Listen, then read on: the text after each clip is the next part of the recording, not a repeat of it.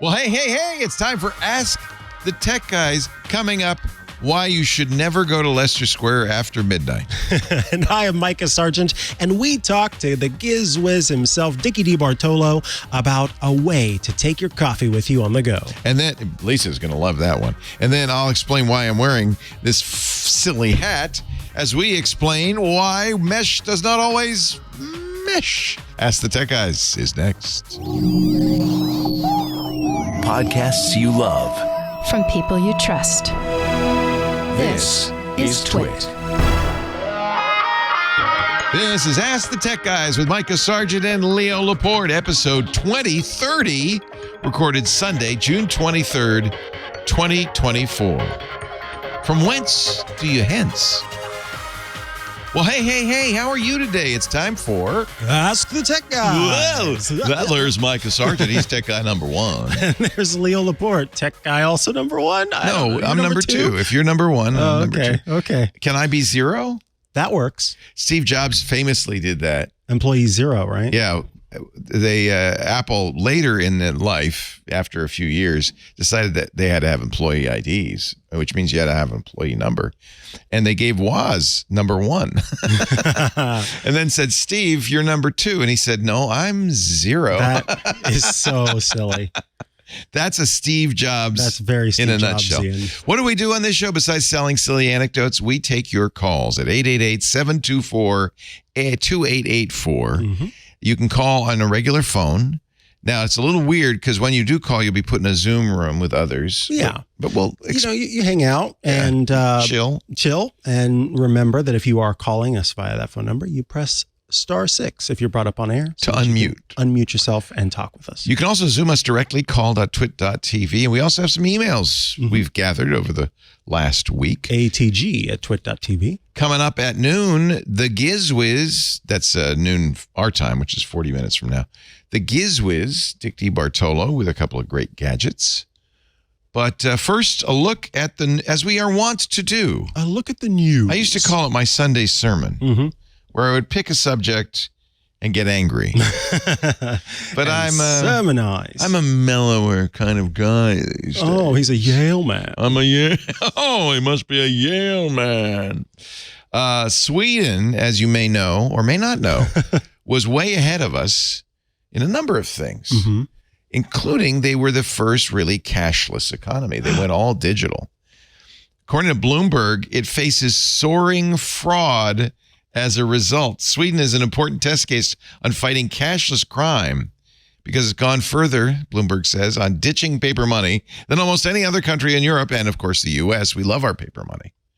One of the reasons people like paper money is because it's totally anonymous, even more so than Bitcoin, certainly more so than any credit card or any debit card or any form of digital transaction, all of which are closely tied to your person. If I go in and pay $12 for a sandwich, which is, by the way, ridiculous. Right, but probably accurate. But if I count out a 10 and 2 ones and then put in another 1 because I'm a generous person as a tip, that's pretty pathetic. Then no one knows it was me who bought this ammo. Right. There's no way of tracing it. You're anonymous. Unless there was a camera. Yeah. Online. But you all didn't realize, joke's on you, because he was wearing a Ronald McDonald costume, so you never would have known it was him. I wish you hadn't told them that. Oh, sorry. Now, how many people walking around in Ronald McDonald costumes are buying $12 sandwiches? That pretty much narrows it down. Adding $1 tip. By the way, you've just demonstrated fingerprinting. Oh. Which is a technique a lot of sites use because it's harder for them to place third-party cookies now. So instead, they just go, well, is he dressed like Ronald McDonald? Okay. Did he buy a $12 sandwich? Okay. Did he leave a $1 tip? Okay. It's Leo. It's probably Leo. Yeah. But in this case, of course, they ask your browser, what is your resolution? What extensions are? So there are lots of ways of fingerprinting you. So you just demonstrated unwittingly. I didn't mean to. I meant to. That's right. Online fraud and digital crime in Sweden have surged. I thought that Sweden was just a perfect bastion of goodwill. I always thought that too. Amber MacArthur used to just love Sweden. She just said, Sweden, everything's perfect in Sweden.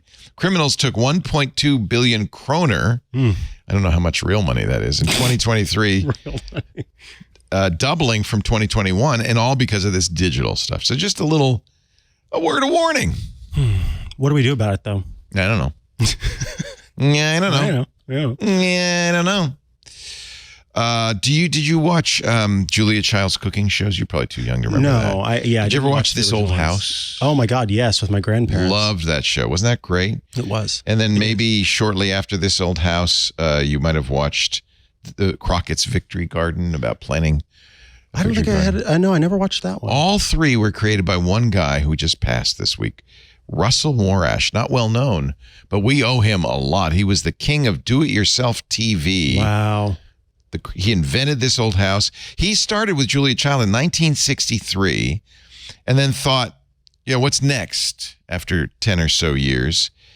In 1979, he introduced This Old House. The idea came to him when he was fixing up his house with his grandpa. Oh. And he said, this might make a great TV show. That's what led to me fixing up houses with my grandparents.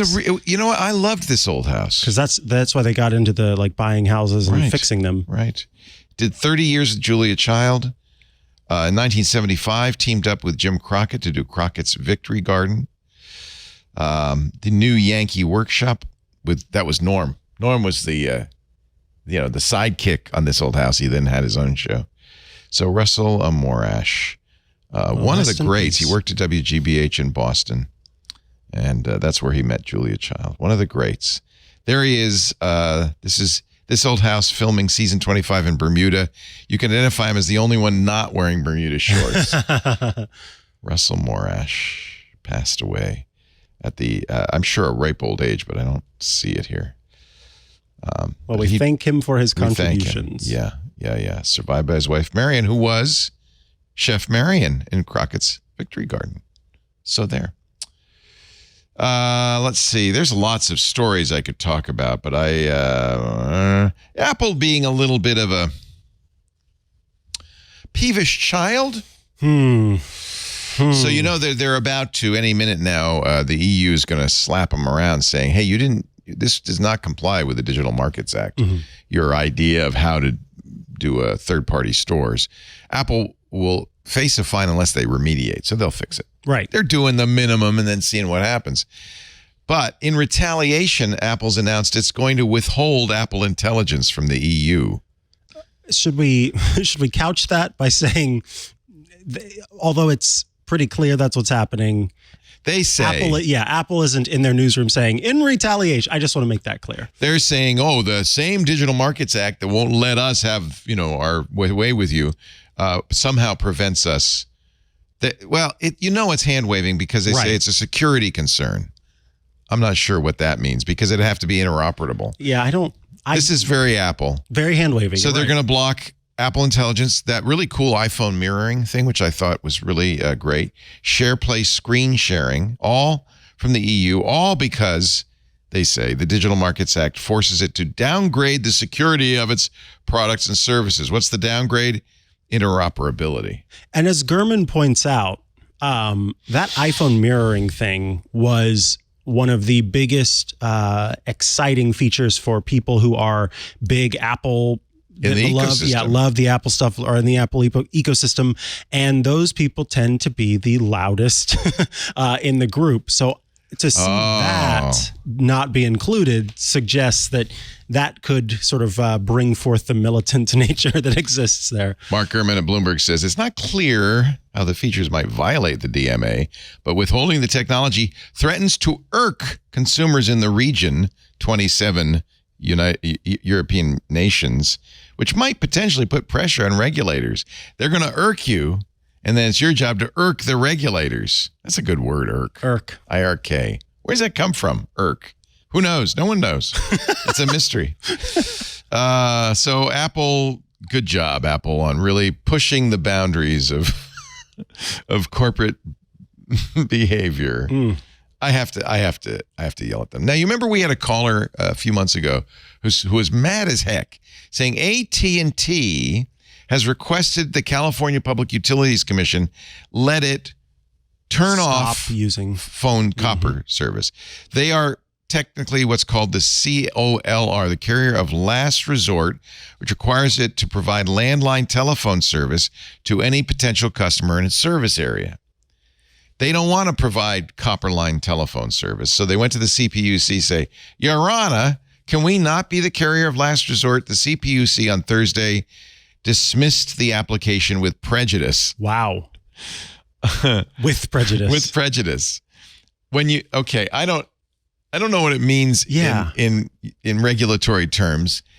I do know what it means when you're a hitman, but I don't know what it means in regulatory terms. Our vote to dismiss AT&T's applications made clear we will protect customer access to basic telephone service. Our rules were designed, of course they were, to provide that assurance. AT&T's application did not follow our rules. So the caller who was worried about that and upset about that, good news, this California Public Utilities Commission has told AT&T, no, you can't. You're not allowed. You have to stay. Sometimes big government's a good thing. I'm just saying. Government of some kind is a good thing. And now the final story, Amazon is mulling a upcharge for an intelligent Amazon Alexa. By the way, with prejudice means that they can't refile the same claim later. If you do it without prejudice, then you could refile the same claim later. Looking at it. It doesn't mean kill them. Right. Okay. No one's dying. That's extreme prejudice, and that's not, they don't usually do that. Yeah, exactly. That's very rare. Very rare. They don't bring out the stocks and all of that very often. So we remember that Amazon was losing, what was it, $10 billion? A bunch of money. A bunch of money. Mm-hmm. So they're going to try to make it up by charging you. It's unknown, but the rumor is, according to Reuters, $5 to $10 a month. Can we talk about how this is wild when I'm already paying a Prime membership? They're not.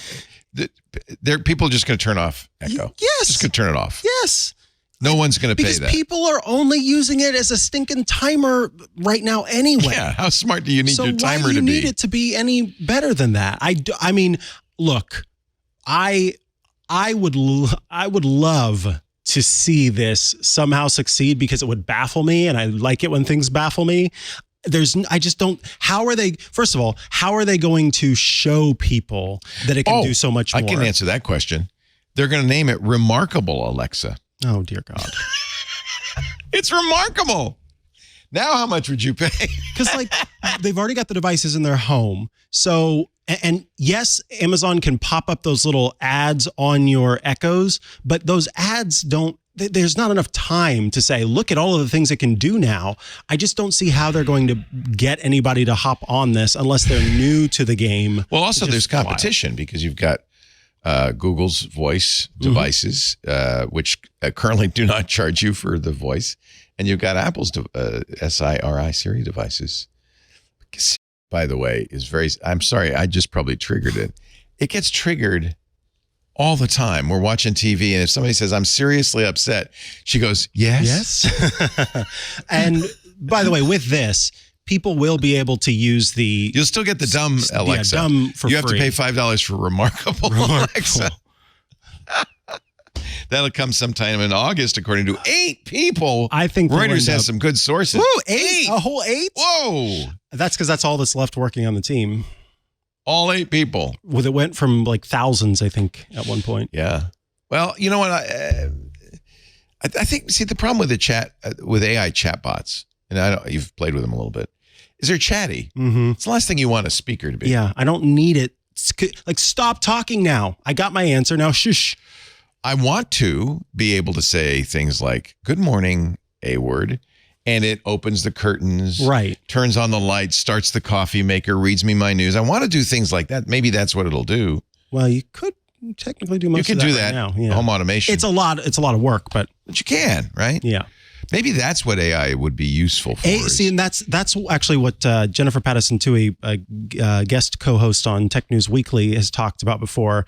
That is where she sees these assistants actually ending up being useful, is true awareness of how you use your smart home and then providing these scenes automatically. Because I don't know about you, I don't really use those scenes that activate a bunch of different stuff because it's never what I want when I want it. And so I end up turning on a scene and then I'm like, but this time I want the lights to be 50% darker than I normally would with this scene. So it's very rare that I do any of that automation stuff. I just go in and adjust each light or whatever individually. Yeah. But a truly aware system. You could say. I could, yeah. It would understand, would intuit. And I wouldn't even I wouldn't necessarily even have to say anything, that it would intuit after a period of time. And it goes, every time Micah walks into his office at this time, that would be even cooler. He always turns on these lights, and I can look, it looks at the calendar and it says, oh, and when his show is over, 30 minutes after his show is over, those lights are always turned off.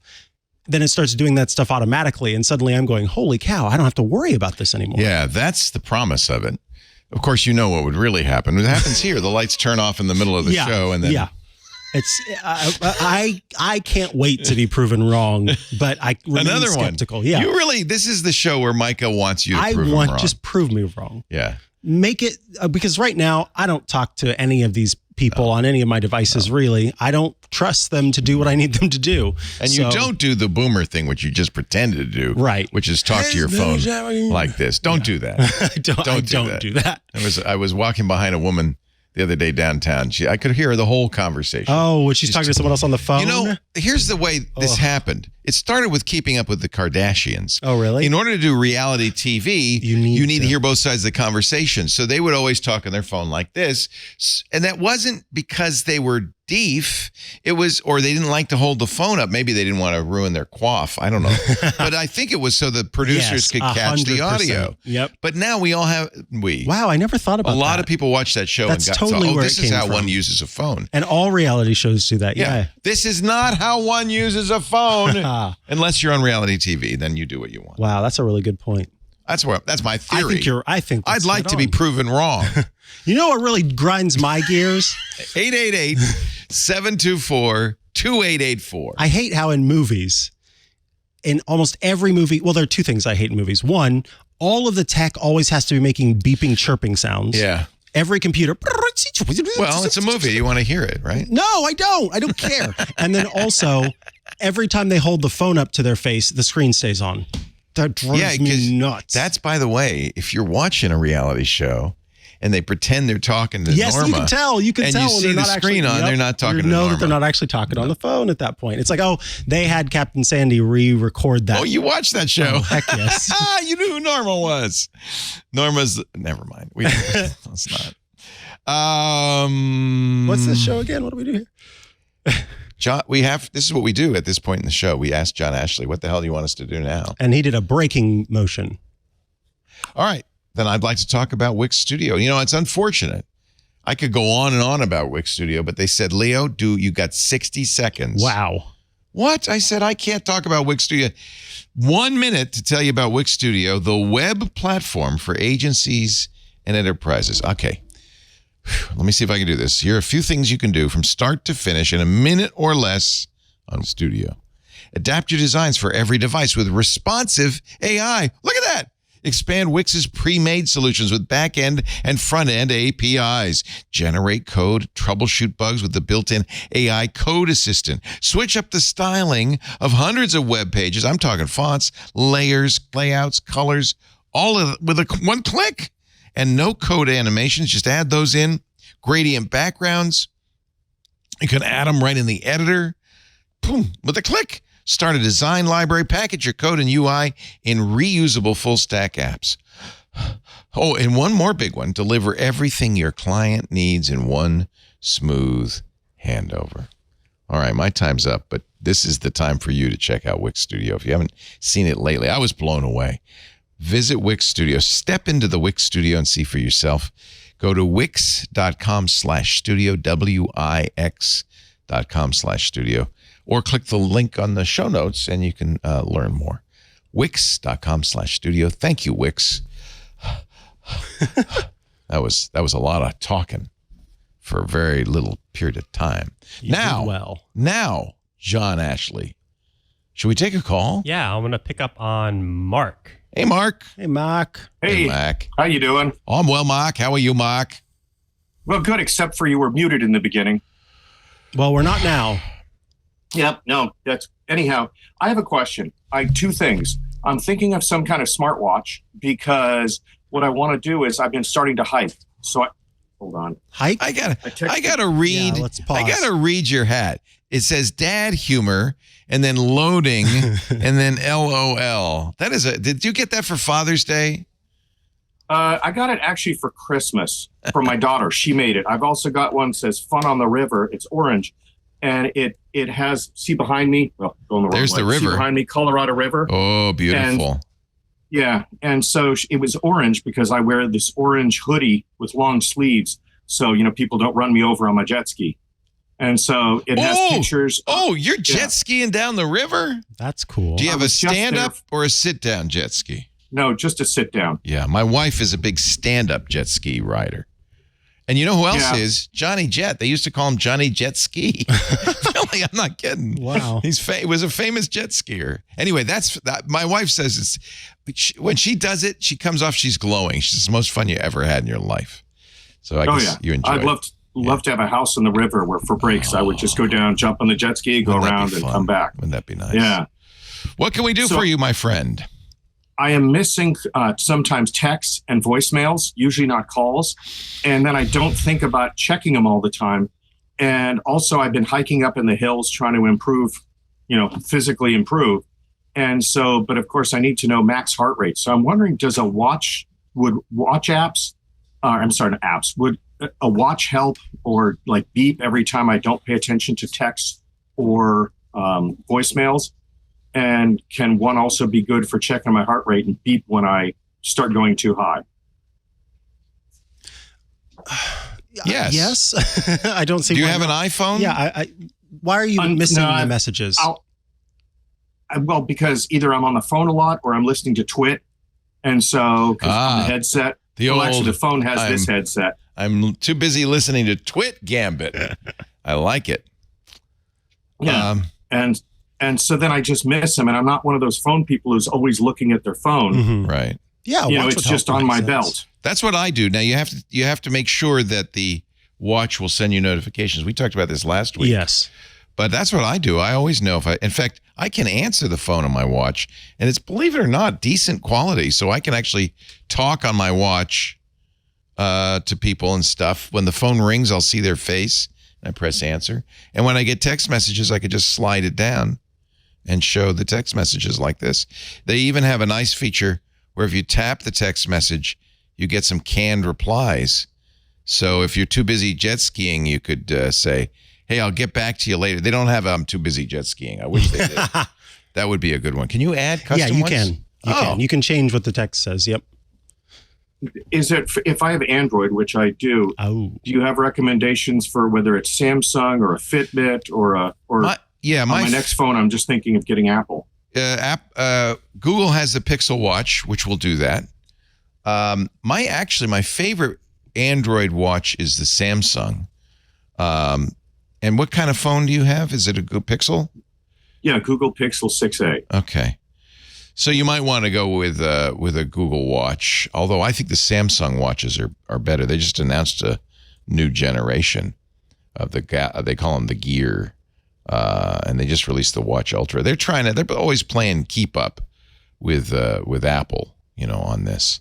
But I really like the Galaxy watches, and all the things that you talked about, they will absolutely do. Heart rate, all that stuff. And including notifications. See, there's a phone call going through. That's really cool.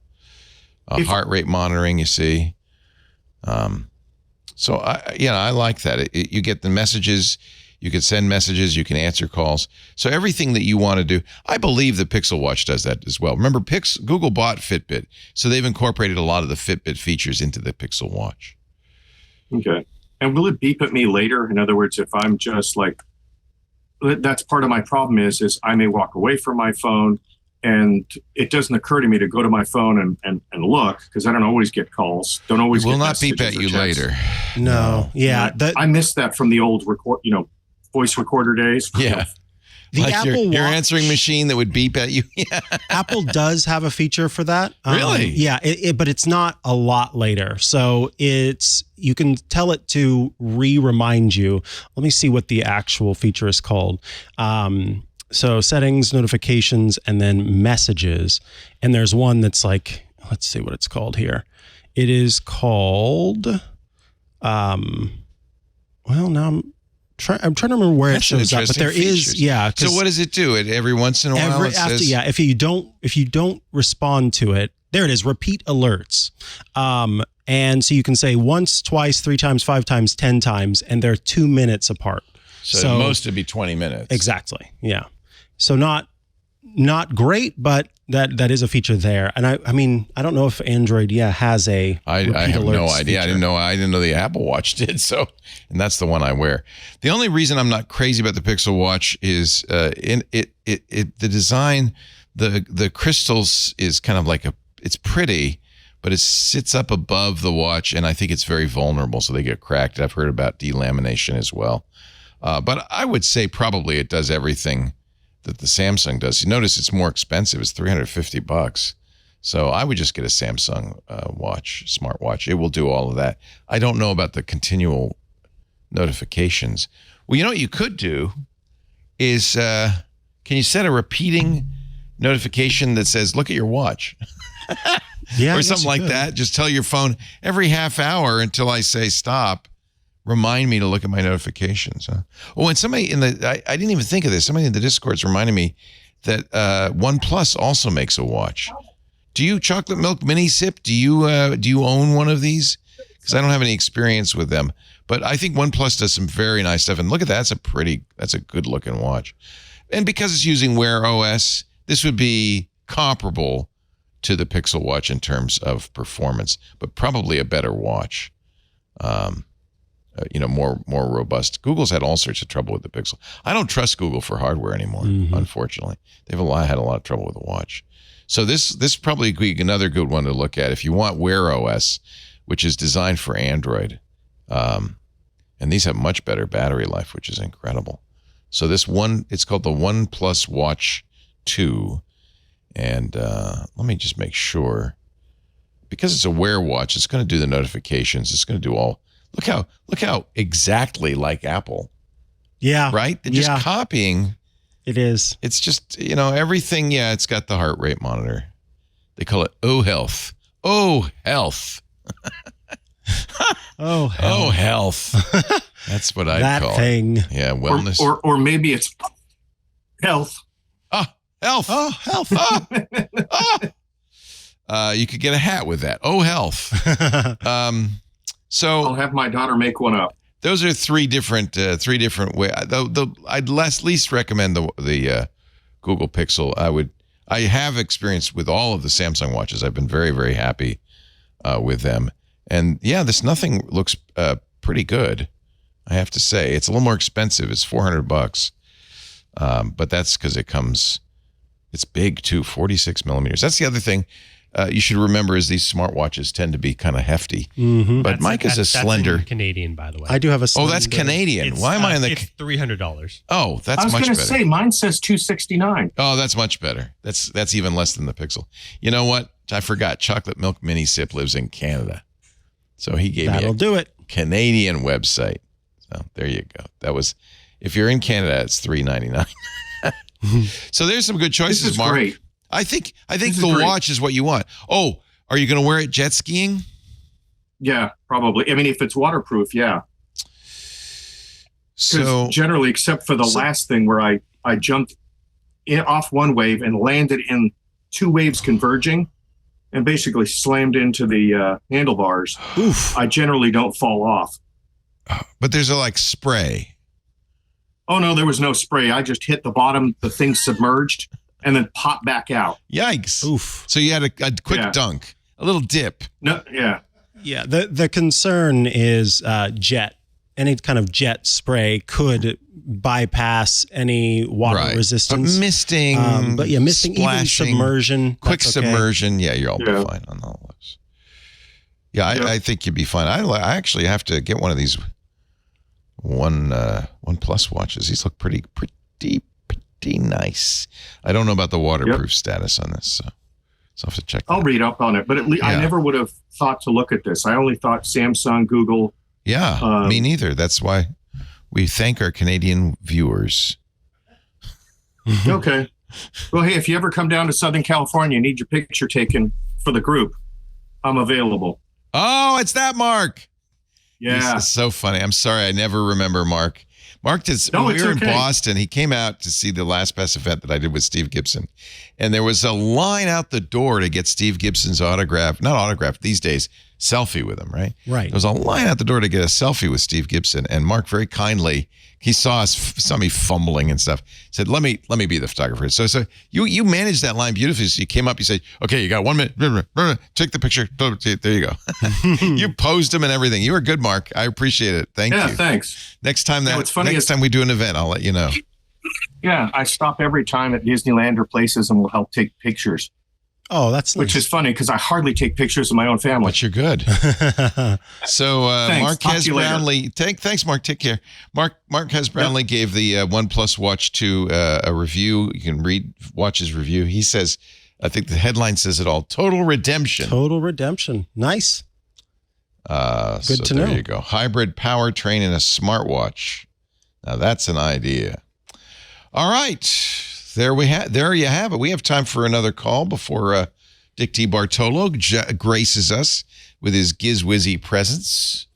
Who should we? I'm going to pick up on another caller once I can push this button.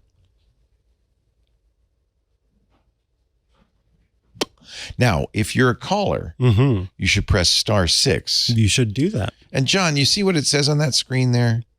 While I like looking at that, I don't know if we really want that. It says, please stand by. I feel like the show hasn't even begun. Caller, what's your first name and what city are you from? I am Jesse, and I am calling from Lexington. Hi, Hello, Jesse. Welcome. Lexington, KY? South Carolina. See, I didn't know that. Okay, SC. Well, hello, Jesse. What can we do for you? So I am having trouble with two different issues, and I'm trying to figure out if they might be related. The first one is I'm having an issue with Windows Update, and I have this newish HP desktop. It's running Windows 11 Pro, and when I'm trying to download software updates for it, I'm getting an error that says 0x80D02002. And then I'm having another issue with my Google Wi-Fi and trying to connect it to, trying to get a Roku TV to talk to Apple AirPlay. And I'm thinking it might be connected to Google Wi-Fi. Mm-hmm. All right, well, let's handle the first one. Does it give you any English error message at all, or just gives you that 0x22? It just says download error, and then it gives me that error. It gives me the option to retry it, but the download stays stuck at 0%. Once in a while, I can click retry, and it'll try to download and install successfully. And I've also tried downloading the Windows ISO file and doing a clean install from that. Still having the same issue. Yeah, no, it sounds like it's an internet issue, not a Windows issue. And maybe it is related to the second question. You can browse the web fine and all of that? Yeah, perfectly fine. And tell me about your internet service provider. What do you have? Gigabit fiber. It's local. Nice. Oporium. So you have plenty of bandwidth, and you're getting that full gigabit speed. Are you on wireless or wired? Wired Ethernet. Okay. Wow. You got wired Ethernet to a gigabit fiber connection, and Microsoft tries to download it and fails. Check to make sure that your time and date are correct. I presume that's accurate, yes? Yep, I've checked the time zone and the date and time, and I've checked my firewall settings. I've tried using Google DNS. I'm looking at this error message. Error 0x80D020002.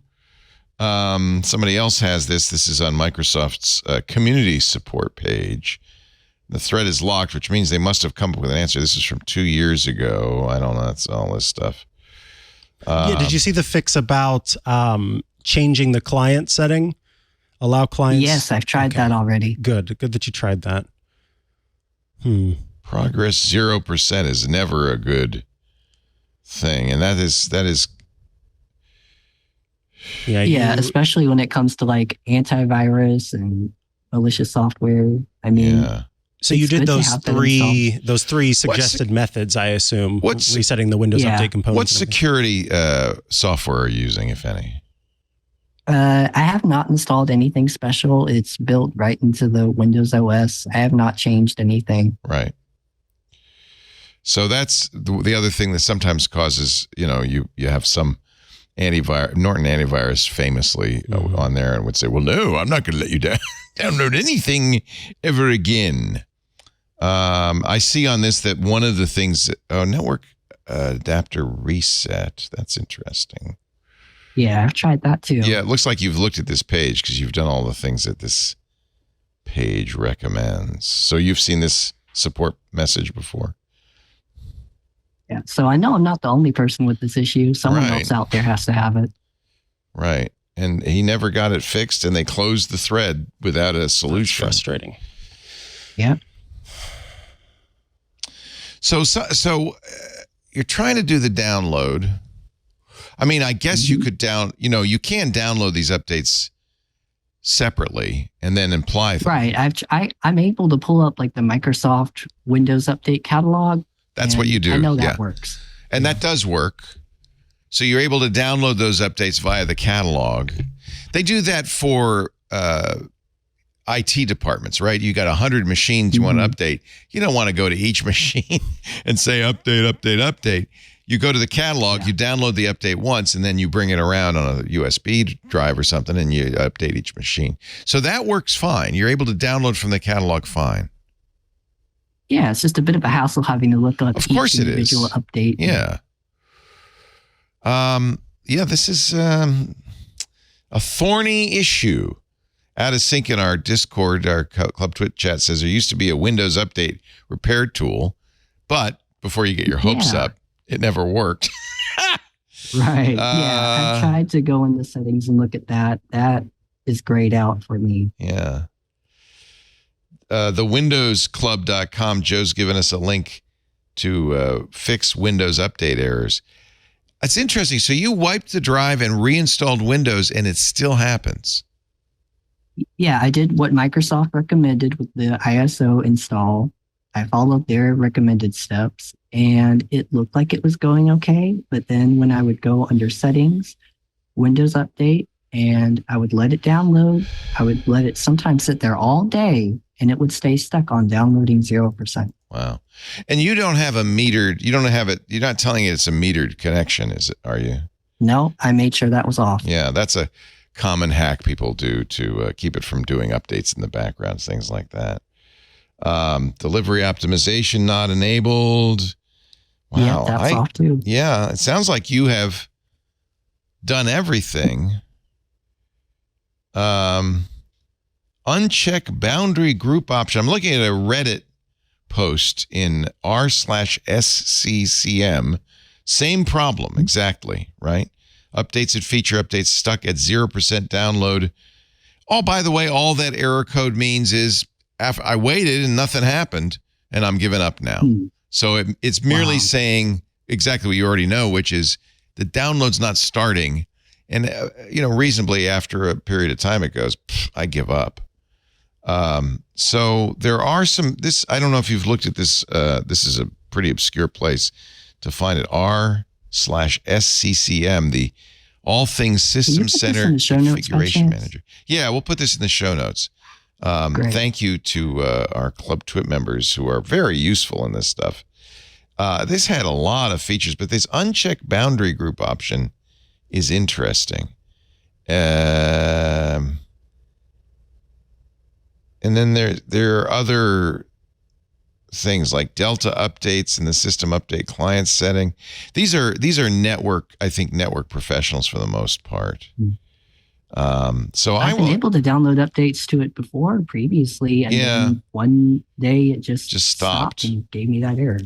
So this is a 4-month-old message. We'll put it in the show notes on the r/sccm As far as the second issue with the Apple AirPlay and the Roku TV, I feel like with the Google Wi-Fi, if they could just get like a reboot schedule option in there, because it seems like almost every Sunday before your show, I'm having to do it first thing when I wake up. So you have to reboot it and then it works. Yep.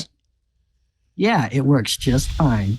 And I've tried replacing the Wi-Fi router, the Google Wi-Fi, because I was having some range issues with my previous router. Yeah. And when I put on that reboot schedule, it fixed the problem, no issue with the previous router. But with this Google Wi-Fi, you would think that they would add that in there for simplicity, but they didn't. Yeah, I have seen in other routers that option to reboot daily and things like that. That's kind of an admission that there's something in the firmware that's wrong, and we couldn't figure it out. They have a memory leak. So if you just reboot every day, but you shouldn't have to do that manually. When I was connecting the two, with the Roku, I assigned it a static IP. I don't know if that's something that you tried. Yes, I can do that. That helped me maintain the connection with it. I don't use that now because I started to see how much Roku phones home, and so I didn't want it on the network at all. But that, when I was doing that, that was what fixed the issue for me, was just giving it a static IP and letting it do its thing. Awesome. I will take note of that. Thank you so much. And yeah, this subreddit has lots of good information. The Delta content seems to be a common source of this error, allowing a Delta deploy. These are all, IT professionals. Yeah, I've never had to touch like any advanced settings with it before. And it happens sometimes with Windows is it gets flipped just accidentally or for some reason. Just like a bug? Yeah. Or a cosmic ray particle. It's the hard drive in exactly the wrong. Yeah. That seems pretty unlikely, but something like that. This is really interesting. And here's also an article that I got from that. This is from endpointers.com. Troubleshooting Windows 11 upgrade delivery optimization error. This is what you've got. And this is actually a great page that has a lot of information on why this happens and what you can do about it. So this is good. This is really good. I'll give you this link too. And it's odd to me that an individual computer would even have delivery optimization as a feature, given that what delivery optimization is meant to do is let you download an update on one of your client machines and then use that locally to help update other client machines so that you don't have to keep downloading from the server. And what's happening is the computer is having trouble gaining the access to the local, and then it's just ceasing the download.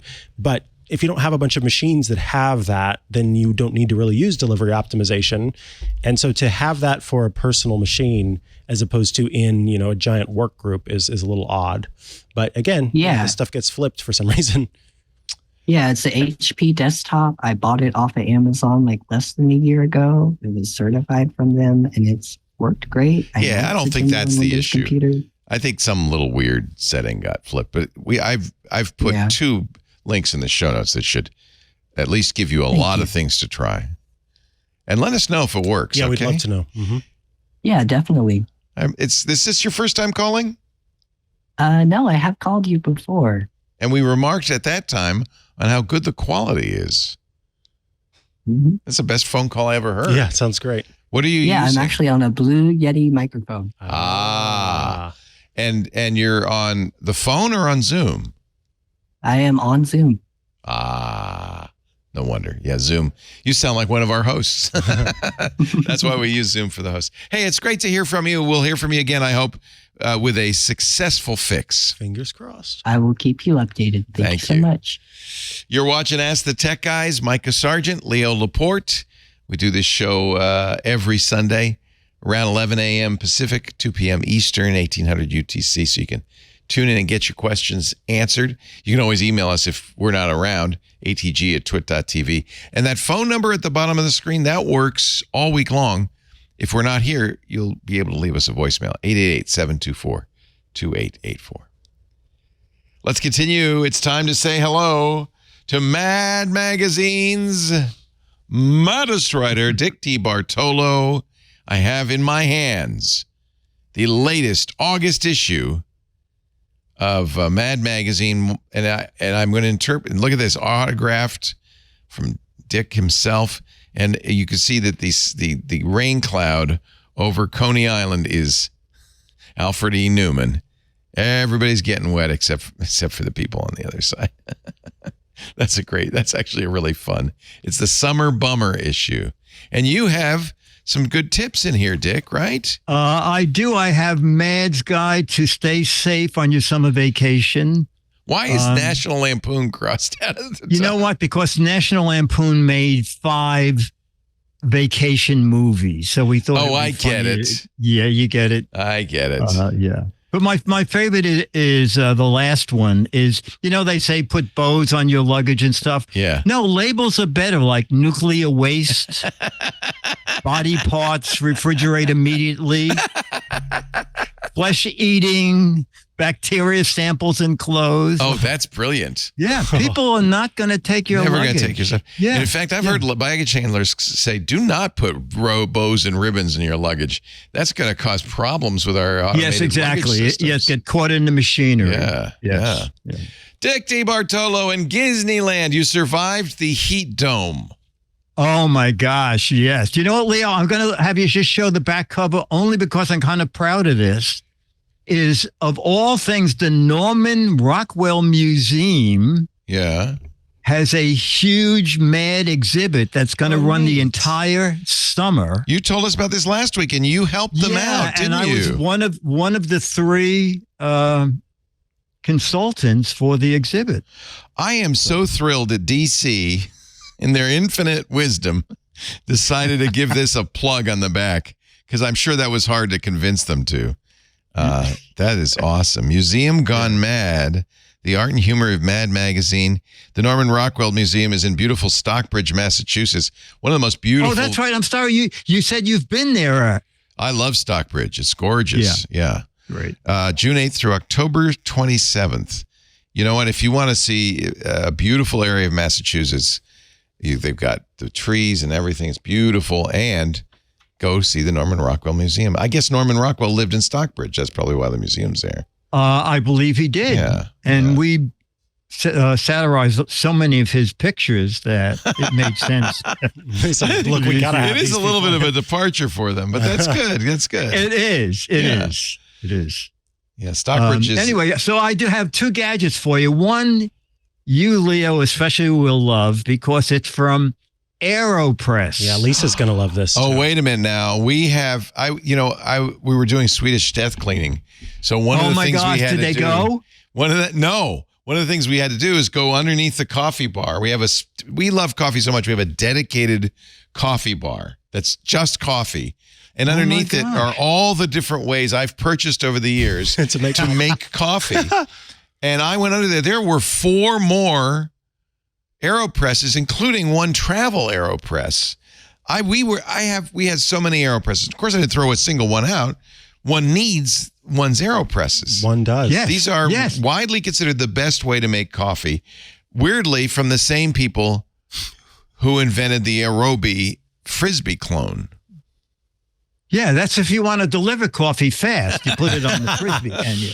But I think they've found their new niche. Absolutely. Yeah. So June 1st, they introduced the AeroPress Go Plus. So this is the entire AeroPress kit that is in a thermal mug. Ooh. So we have the older one. We have the older travel one. Everything This is fits great. down into it. Oh, nice. And a couple of neat things is the little sip thing that you sip from is magnetic. Ooh. So if you want to clean that separately, just pop it off the top. I thought you were going to say if you have metal lips, be careful. Okay. And the filters screw into a little compartment on the bottom of the thermal mug. Oh, I see that. That's clever. Yeah, So it's it's very truly compact. Yeah. Oh, you don't need the paper mug. It can keep your coffee warm. Does it use the paper filters? It does. They go on the bottom. You have some little parts you screw onto the bottom. And look at that. Yeah, that one photo there, that one right there. For folks who are listening, it shows how compact it is. It's just this little, what is that, a hexagon? Yeah, a hexagonal prism.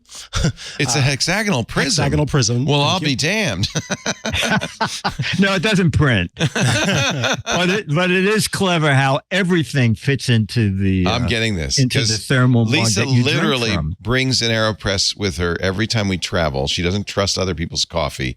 She also grinds about 10 pounds of coffee and puts it in her luggage, which always causes problems because it turns out drug dealers also do the same thing. They hide their drugs in the coffee. Makes sense. So they invariably, and she, once she said, "Can you carry my coffee?" I said, "No problem." Oh, no. They're going through the coffee looking for the bags of marijuana. Maybe they don't do that anymore because it's legal, but for a long time, yeah, when the bag says dark roast, I don't think drug.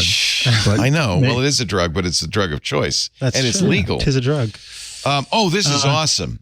Yeah, we have the predecessor, the Go, which isn't quite as useful because for one thing, it's too small.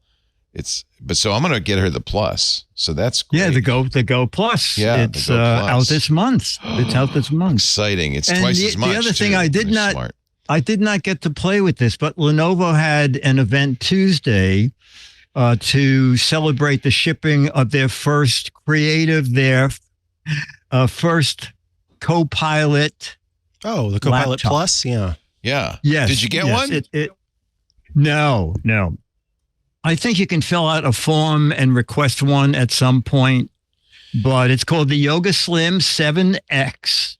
So it was a combination of Snapdragon, ooh, that's pretty. Microsoft, and Lenovo. And boy, it's a 3K screen, backlit keyboard, touch screen, 14 inches. Half of a terabyte of solid state memory. It seems reasonable to me. $11.99. Good price, yeah. And I think it's $90 more. You can get a terabyte of solid state memory. I would. And that started shipping Tuesday, so that should be around. Best Buy is going to carry it, and Lenovo has it on their website. And too. this is the new Snapdragon processor, which they're reporting is not only very speedy, but has great battery life. So I'm definitely going to check this out. And also it has one of this quick charge. If you start running out of battery power, it's 15 minutes charging for 3 hours of use. Maxed out, it's $1,300. It's not bad with 32 gigs of RAM and the terabyte solid state. That's a good price. Yeah. Incredibly good price. I wish you hadn't mentioned that. So now I'm torn. Should I get the AeroPress Go Plus or the Lenovo Yoga Slim 7X? I say Go Plus. I would. You know what? You're buying her the coffee. I should buy myself something. You need something for yourself. Honey, it's like I bought Steven. you a coffee maker, so I thought I'd get a laptop as well. Yeah. Well, give her a pound of coffee, too, so it balances more Very evenly. nice. Maybe a gift basket. Yeah. A gift basket. $1,300 of coffee. We have so many ways. Dick, do you remember we were making cold brew, and it looked like... Weren't you making something where there was something in the air and you had to wait 24 hours? That was the cold brew. And it would drip very slowly. People thought I had a meth lab in my house. It was like all this glassware, and there was ice involved it had this wooden frame, and it was beautiful. But it took you a day to get a cup of coffee.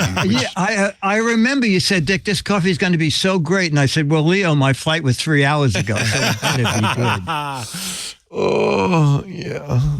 Yeah, that was a bad period. Now, you know what? Now I just want to go back to the percolator. Can I just have a Mr. Coffee, please? Just something. I just, we got so fancy with coffee now. It's so elaborate. One of the things I like about the AeroPress is it isn't elaborate. Right. It's very simple. It's very simple. Makes exactly one cup, so it's perfect. You get up in the morning, you make your AeroPress. Lisa loves it every day.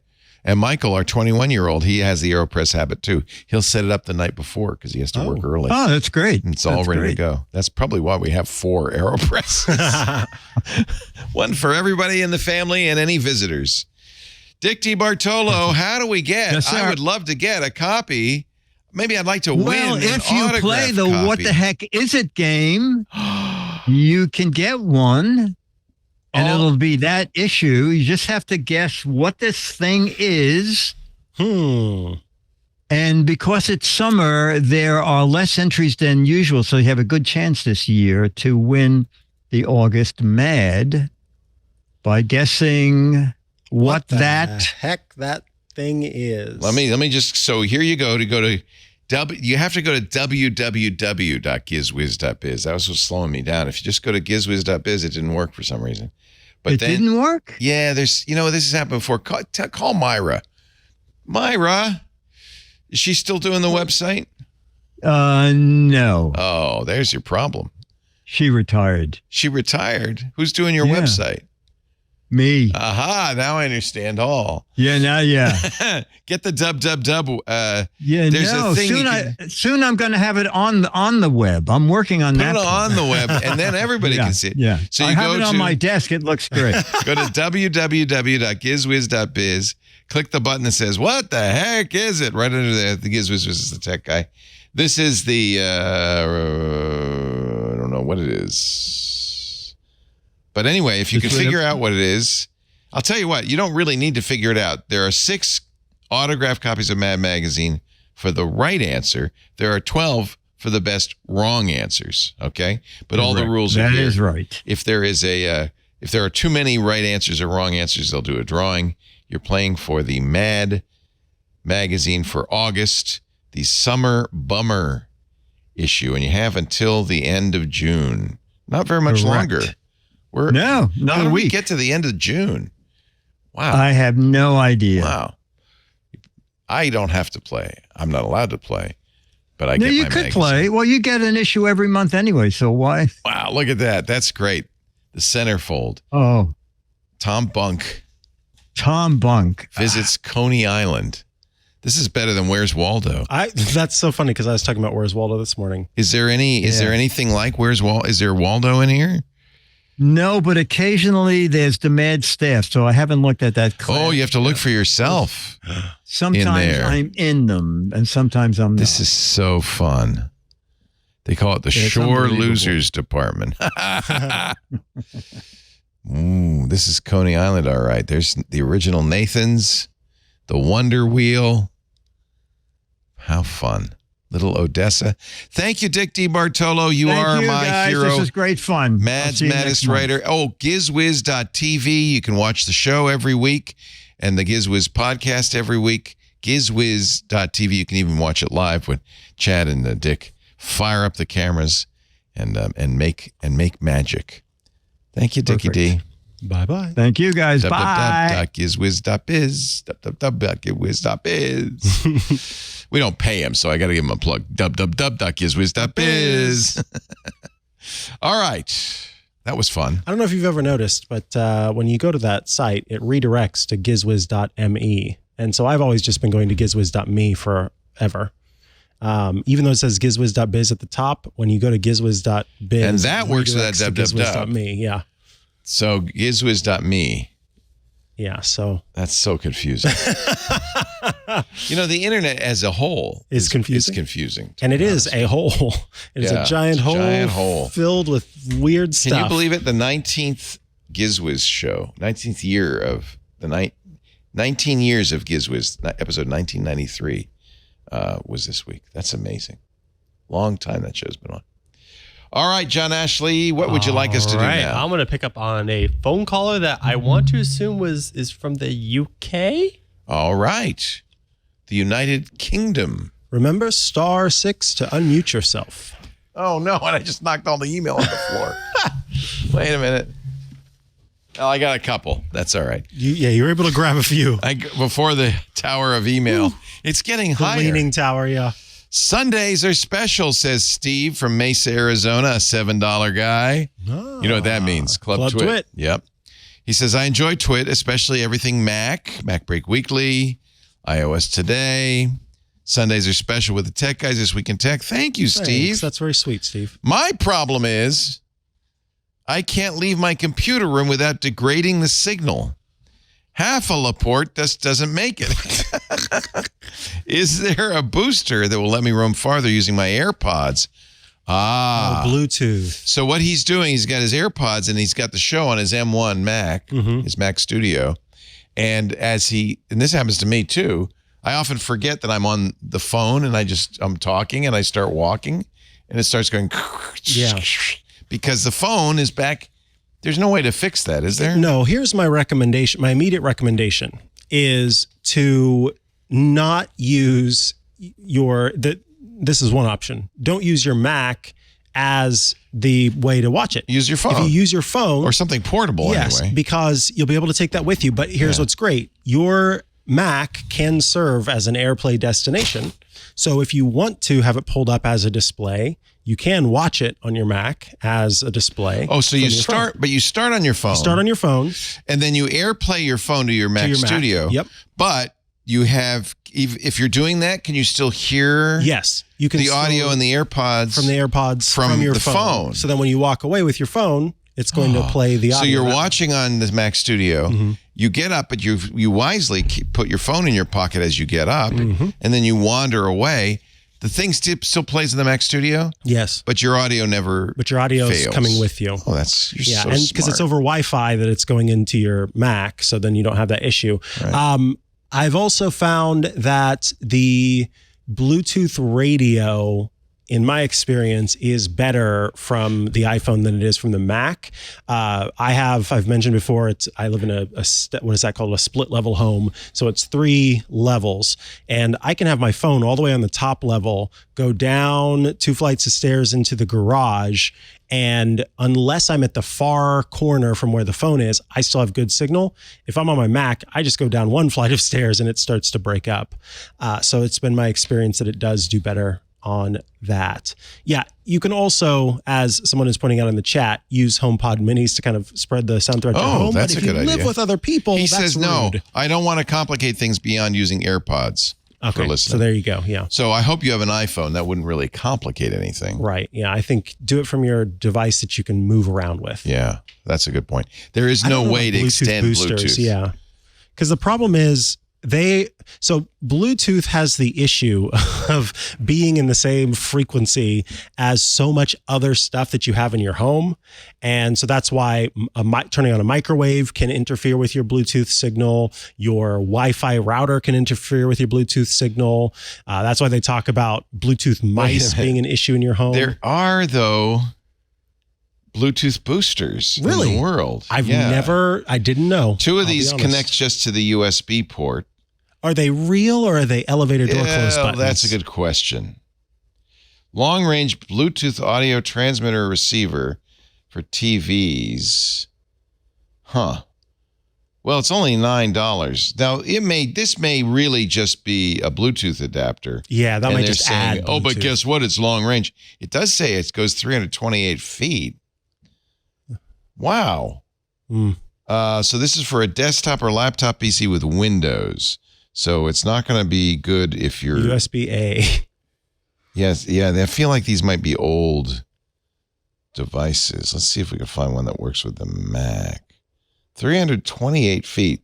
I was looking at the $9 one. This is the $19 one. Still Windows required.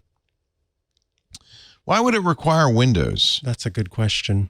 Because wouldn't it just be plug and play? Shouldn't matter. It becomes your Bluetooth transmitter. Right. You would basically be outputting your audio to it, and then it does the output to other devices over Bluetooth. These all do say Windows. There are bigger boxes. That's really interesting. Car key fobs aren't using Bluetooth, no. In most cases. Somebody asks in the chat if car key fobs use Bluetooth. Bloom HD long-range Bluetooth 5.0 music receiver, hi-fi adapter. See, that's different because that's like a true. This is receiver. $119. This is $110 more than the other one, but this seems like this. You put this somewhere in the house. Yeah, it does say amplifier, but again, I don't know, because how does it know which Bluetooth signal to pick out of all of the Bluetooth signals that are flying around in the home? Is it going to grab all of them and boost all of them? Or how do you specify? And then if you specify, is it going to take the Bluetooth that you're trying to send? Yeah, I would have to see this in action to understand how a Bluetooth amplifier could just amplify Bluetooth. If I were to design such a thing, I would have it take the digital audio out of the Mac Studio and become, and I think that's what it does, because if you look at it, it's designed to be connected to an amplifier. So stream 24-bit audio directly from your phone or tablet.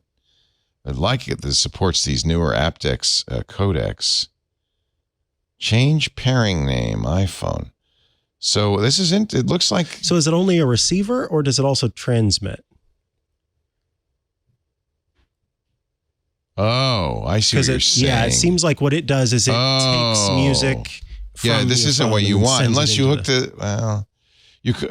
I don't know. It's also very expensive.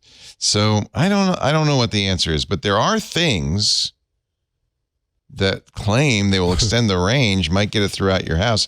Maybe just get the $9 one. Yeah, give it a go. Give it a try. See what happens. See, I don't think it shouldn't really require any particular operating system, as long as the operating system could send audio out the USB port, which all can, including Macs. Yeah.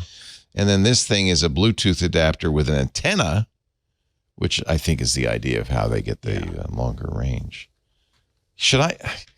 I got to stop doing this. I keep buying things that somebody asks about. And then you forget. And then I don't need it. Like I have this little tiny keyboard. Yeah. It always ends up at the Leo's garage sale. Did we end up showing that on the show? Yeah, we showed it.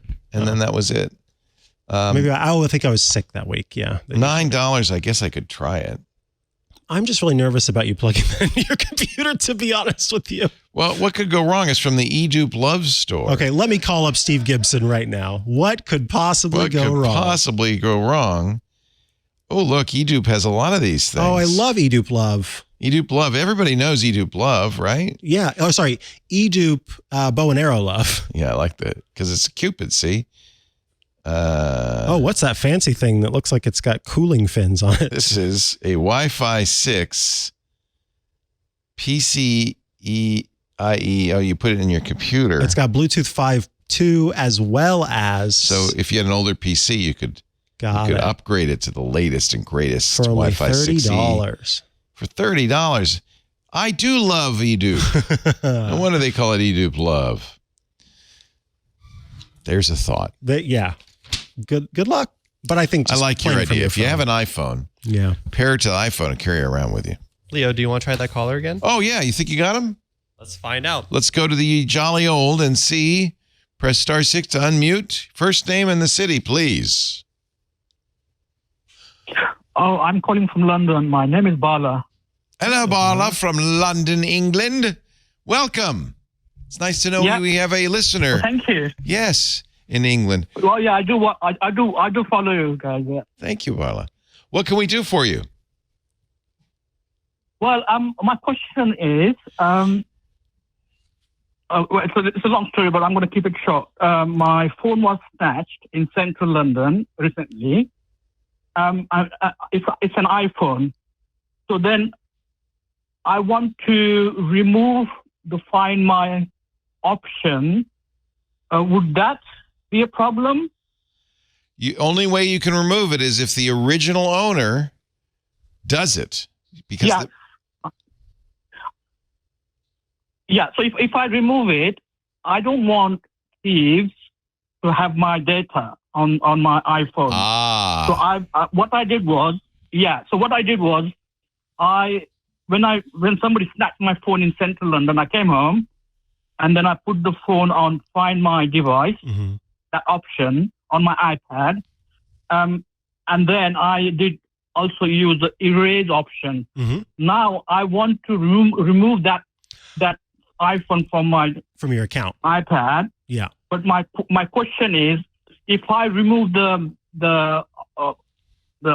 phone, right, iPhone from my device, would that be a problem? Or I see what you're saying. So there are a couple of things here. Basically, so the phone was snatched and you did the thing where you went into Find My and you popped it up and you said, erase this device and all of its settings. So that has happened. And now it's still showing up on, you're saying it's on your iPad. Basically, your iPad is just showing you what's still linked to your iCloud account. If you do remove that, if you do remove that device from your iCloud account, that will free up that device to be able to be used in whatever way. What I would suggest that you do before you ever remove the device from your account is reach out to Apple support and let them know that this device was stolen. They will probably ask you for the serial number, and that way. Yeah, they did. Yeah. Okay, so you've done that? I did call them. Yeah. Good. So that's great, because what that means is if that device ever shows up in an Apple store, that serial number is logged in the database and they will know that the device was stolen. So once you've done that erase on the device, that is logged kind of in the system. And the second that that device reconnects to the network, then it will go through that process of erasing it. You can, if this is what I would suggest that you do. And maybe you've already done this. Before we do anything, your initial concern was your data on there. Your data's gone. That's correct. And you don't have to worry. I don't care about the device. You know, I bought the new iPhone now. So. You don't have to worry about it because it's encrypted. And unless they could unlock the device with your passcode, even if you hadn't erased it, they wouldn't be able to get your data. So you don't have to worry about your data. And now you've erased it, so it's even more safe. Yes, it's encrypted. Wow. Okay. So because what happened was I was clubbing, you know, and in the morning I was off. Yeah, this is when people lose their iPhones. Absolutely, very common. Mm-hmm. Yeah. Yeah, and I was trying to book the Uber taxi to come home, and suddenly two guys started talking to me because it's in central London. It was so busy, you know. It was Saturday I think it was Saturday morning. Yeah, Friday or Saturday, can't remember. And then they went away, and then I started booking again. You know, I took my phone out of my pocket, and suddenly one guy just boom, and my phone was unlocked actually. So that was the worry. Oh, that's a reasonable worry if they can keep it. But nothing happened actually. Nothing. Yeah, sorry. They have to keep it unlocked. My phone is. So there's two ways that people. And this is very common with snatching. They either shoulder surf you when you unlocked the phone. If you entered a code, they shoulder surfed you to steal the code. No, it was a Face ID. But if you use Face ID, then they can't steal your code. That is better. However, if they get your phone while it's unlocked, now in order to use it, they have to keep it unlocked because the minute it locks, all bets are off, right? Yeah. So I guess they could keep going like this all day. They haven't done that, I'm sure. And then you sent the erase. Yeah, nothing happened. Yeah. And you sent the erase command, which then erases the data on top of that. It does as long as it connects and gets that command. That's were you able to use Find My to spot the device again? Like you saw it on a map somewhere? Well, because, yes. So what happened was when I came home, because my SIM card, it's a phone. Yeah. And that phone was connected to my iPad. Mm-hmm. So when I came home, I tried to use my ID and it didn't let me in because it was asking me the question, you know, that is this the right owner? So I accepted. So of course, because the phone was stolen, and then of course I did go on my PC and then I logged into it and then I used the, Find My. But then I had to wait for my new phone and the same number with the different SIM card. And that's how I did it. Then I went back to my account, then blah, blah, blah. I set it up. Yeah, so as soon as you get the new SIM card, the old... the agents... Yeah, as soon as you get the new SIM card, the old one's deactivated. If they were not able to keep your phone from locking, which I suspect how long are you going to sit there going with your finger to keep it unlocked? As soon as it locked, they don't have access to it. In fact, what typically happens, we talked about this a couple of weeks ago, is they'll start sending you annoying text messages saying, remove your phone from Find My, because they can't do anything with it. They can't sell it. They can't reuse it. They can't even use the parts. They can't even take it apart for parts. So, oh, really? Yeah. So It depends. Why they're stealing it? Well, because they snatched it after you had unlocked it, they probably were trying to do that shoulder surfing thing. Fortunately, some of the system has changed in later updates that make it more difficult to do that. And it's just possible that these crooks didn't know that has happened. And so you can technically, there are some of the pieces that, again, for quite a while were able to be used for parts, but Apple just updated its terms that make it harder for you to use stolen parts. They're paired to your account just like everything else. This all started last year when Joanna Stern in the Wall Street Journal talked about this. Yeah, I saw that. I saw that news there, yeah. Yeah, and it happened to her outside a bar, right? So, or it didn't happen to her, but the story. That's correct. Yeah, same thing. So, after this story, Apple responded by making this even more difficult. So I don't think you have anything to worry about. If you don't care if somebody gets to use your phone, you could remove it from Find My. Yeah. Because the data's gone. You've erased it now. As long as it was able to connect with the server to see that you said erase it. Leo, sorry guys.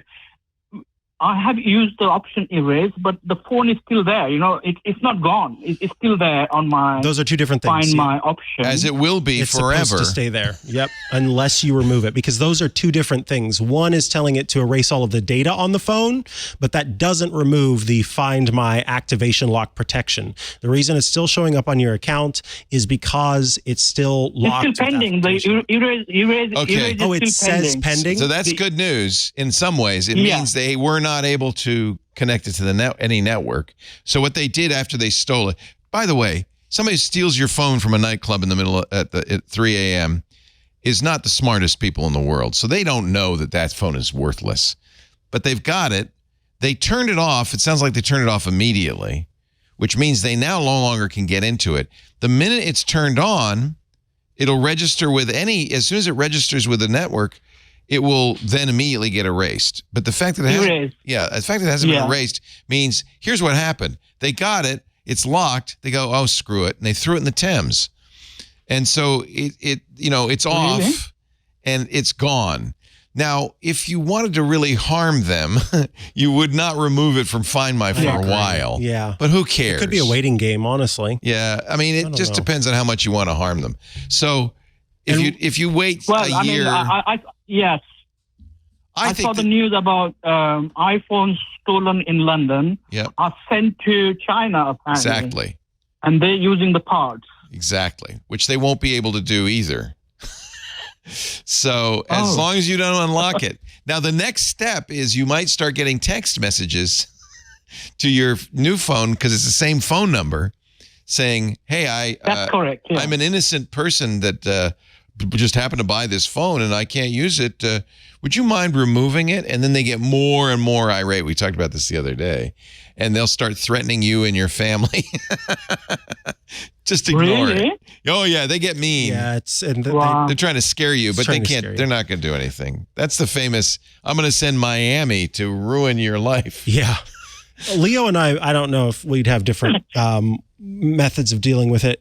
I know if it were me, I would keep it on my account until I saw that erase go through. I would want that erase pending to go through. I haven't removed it, and I thought I better ask you guys because you guys are the experts, isn't it? So yeah, that's the reason I'm calling you. Yeah, you might feel differently. I'm curious. So yeah, it might be it's on a boat to China, turned off because they're not going to. As soon as am I wrong that as soon as it turn it on, if it connects to a cellular network or a Wi-Fi network, and the second that it makes that connection, that Apple sends a signal and it goes poof. So the fact that it hasn't happened yet means it may be on a slow boat to China, and but as soon as they turn it on, it's going to erase itself. If they don't turn it on, they can't get your data anyway. And even if they can turn it on and it didn't erase itself, let's say they turn it on in a Faraday bag. Which they may do, and it didn't erase itself, they have to unlock it. Passcode locked, to get to your data, and it's encrypted. Now, I mean, if you're really paranoid, it is the case that law enforcement apparently has machines made by a company called Celebrite that can plug into your iPhone and take all the data off. But I think even then it has to be unlocked first for them to be able to read that data. It's encrypted. So, right? Am I wrong? I think so. I'm not sure, honestly. We've heard stories that That's the law thing, enforcement can get into it. In the past, maybe it was with a bug. You may remember the San Bernardino terrorist. The FBI demanded that Apple decrypt the phone. Apple refused. And then the FBI mysteriously gave up. They had apparently found a way to, using a bug to get into it. They're companies that sell these. So if you're worried about law enforcement, then maybe there's something to be worried about. But almost 99%, if law enforcement doesn't snatch phones from nightclubs in the wee hours of the morning. Oh, no. The phone was snatched outside the club at Leicester Square. I don't know if you've been to London. Have you guys been to London? Love London, yes. And I know Leicester Square. So I was booking an Uber taxi around the area, Chinatown, and then first Soho, then Chinatown, and then Leicester Square. I was in a club nearby. And then I was on the street in the morning at 3 o'clock. This is what happens. The gangs rove around at 3 in the morning. They rove around. They think people are a little bit happy, and they grab them. And then they get 100 of them, and they ship them off to China, where they're going to get a few bucks per, by the way. And maybe they can take it apart. Wow. I wouldn't worry about it. I would leave it on Find My as long as you can tolerate it. Eventually, they're going to give up. I can, Yeah, eventually they're going to give up. You're safe. Your data is not, unless, again, you've got, MI6 trying to get your information. I think you're safe. They're worried about my data. I don't think they are. I think you're safe. No, I don't think so. Yeah, criminals don't. Yeah. So criminal gangs don't have access to this stuff. Yeah. How about the scans I put on my notes? Can they be accessed when the phone is locked? Not when it's locked, no. Because I've got my properties, my passport scans, and my bank, my investment all of that's statement encrypted. was As long scanned. as it's locked, you're good. And you know what? You're not alone, Vanta. Everybody puts everything on their phone. My passport's on there. It was a walking wallet. It's a walking wallet. Was like a walking wallet. That's a really good way to describe That's correct, yeah. So they stole your wallet, but the good news is it's locked and they can't get into it. And they can't even use the parts at this point. Right. So it really depends on how badly you want to push this. I mean, leave it on Find My for another year. And by then you can, if it's bothering you that you keep seeing it. I have so many devices. When I look at Find My, I have phones that I haven't used in not 20, but a long Mine's always time. Apple Watches. I got all this Apple Watches stuff. on there that are like, Well, and also because I do hand-me-downs. Yeah. Look how many Henry's iPhones I have. Look at this. Henry's iPhone. oh my Henry's God. iPhone. Henry, erase pending. Henry's iPhone. Chicago Dave's AirPods. Chicago I asked Henry, I said, I gave you those AirPods. What the hell did you give them to some guy named Chicago Dave? He said, no, that's the name I use when I register them. I said, okay, fine. So I have 2 Chicago Dave's AirPods, a bunch of Henry's stuff. So this stuff is all on Find My, never been erased, right? Yeah. This is my mom's stuff. So, I guess if you don't mind having a lot of stuff on your Find My, leave it. Because they can't, now you're really screwing with them. Still linked to you. And it'd be funny if you start getting messages threatening you, don't take it seriously. This is from the guy in China who's really trying to steal your stuff. Just laugh. Even if he threatens your family, you're okay. You're safe. Hey, I'm really glad you listened. Stay away from Leicester Square, notoriously a trouble spot in Greater London. It's really great to talk to you. Keep listening. You're watching Ask the Tech Guys. That's Micah Sargent, and I'm Leo Laporte. Continuing on with some fantastic call. I love that call. Right here. That was a fun call. That was. Yeah. Stay away from Leicester Square. A lark sang in Leicester Square, a nightingale, I believe. Sing, sweet nightingale. Yeah. Hello and welcome to the show. Press *6 so we can hear you. Hi, guys. Can you hear me? Yeah. Yes. Welcome to the show. What's your first name? Hi. And what city are you calling from? Well, I was listening to the beginning of the show, and I know you have your not. What is it? You don't recognize faces, or what was it? Aphantasia. Yes. Okay, it's Vidak from Montenegro. Vidak gave me a Montenegrin hat. Ooh. It's a beautiful hat, which I still have in my other office. He came out to visit. Are you still in Montenegro? Right. Yes, I am. I'm in the Bay of Kotor. Bay of Kotor. It is so beautiful that we took a cruise to that area, and they spent a whole day scenic cruising the Bay of Kotor. So that's how beautiful it is. I mean, if you like history, you're set when it comes to the Bay of Kotor. It's really incredible. Nice to see you again, Vidak. I thought you looked Nice to see you familiar. too. But I didn't remember. Well, at least I looked familiar. I can't. If I close my eyes, I can't see my kids' faces. That is wild. I can't. I can't see my wife's All I face. say to that is be careful diagnosing yourself with the help of the internet. Well, that's a good point. That's a really good point. Yeah. Yeah. I tell my daughter that, but do I listen? No. So you're saying it's not a brain tumor I thought I had? Right. I was just surprised that other people can see all those things. So what can we do for you, Vidak? So I have a problem with a mesh router, which is made by Xiaomi, which is quite popular here in the Balkans. Which is it's not doing the mesh thing. Meaning I have two routers or two nodes basically, which are linked to one another, which is how mesh is supposed to work. One is a gateway and the other is a node which is on the other side of the house, because that's where I need the internet to continue doing internet things. And my devices from the other end of the house, which is my laptop, which is what I'm using to talk to you guys, instead of connecting to the closest node, which is literally like, I don't know, 5 feet away from me, it connects to the other node on the other side of the house. And I cannot get it to do what it's supposed to do, which is connect to the closest one. My internet speed suffers from it. I mean, which is understandable. But basically, to be able to talk to you guys, I had to unplug the other node of the other house. Oh, that's like literally like unplugged it. That's so weird. I can't figure out in the app as a Me Home app or something like that on the iPhone and on iOS and Android.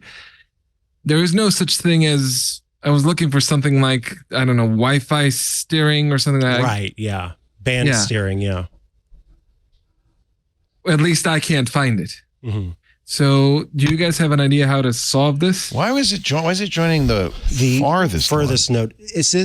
Remind me. Oh, there's the hat. You said it's for your computer. Is this a port? Like, is it a laptop or is it a? It's a MacBook. Okay. It's a M2 MacBook. So you occasionally walk into the range of the other one, in theory, yes or no? Not really. I mean, it doesn't move from my desk usually. Room. They all have the same name, right? They're all the same SSID, right? Right. Yes. Because that's supposed to make it easier for them to switch between the two. Yeah. So I've actually had this issue before too, and I didn't. I'm sorry to say, I didn't have a way to solve it. I just had to kind of deal with it, and this was with devices that did have like band steering and with more going on. All the devices are Xiaomi devices. They're all the same family. Mine? No, I only have a mesh router. But here's the kick. So you have one router. I'm confused. What's the other device? It's just a node. It's also a Xiaomi though, right? Yes. Yes. Yeah. So it's part of the mesh. It's right. In fact, when you buy the base station, do you get these nodes as well, or you get another get another node? Yes. So this is sorry. I didn't get. No. I think I understood it. It's all in the family. In other words, yes. Here's the kick though.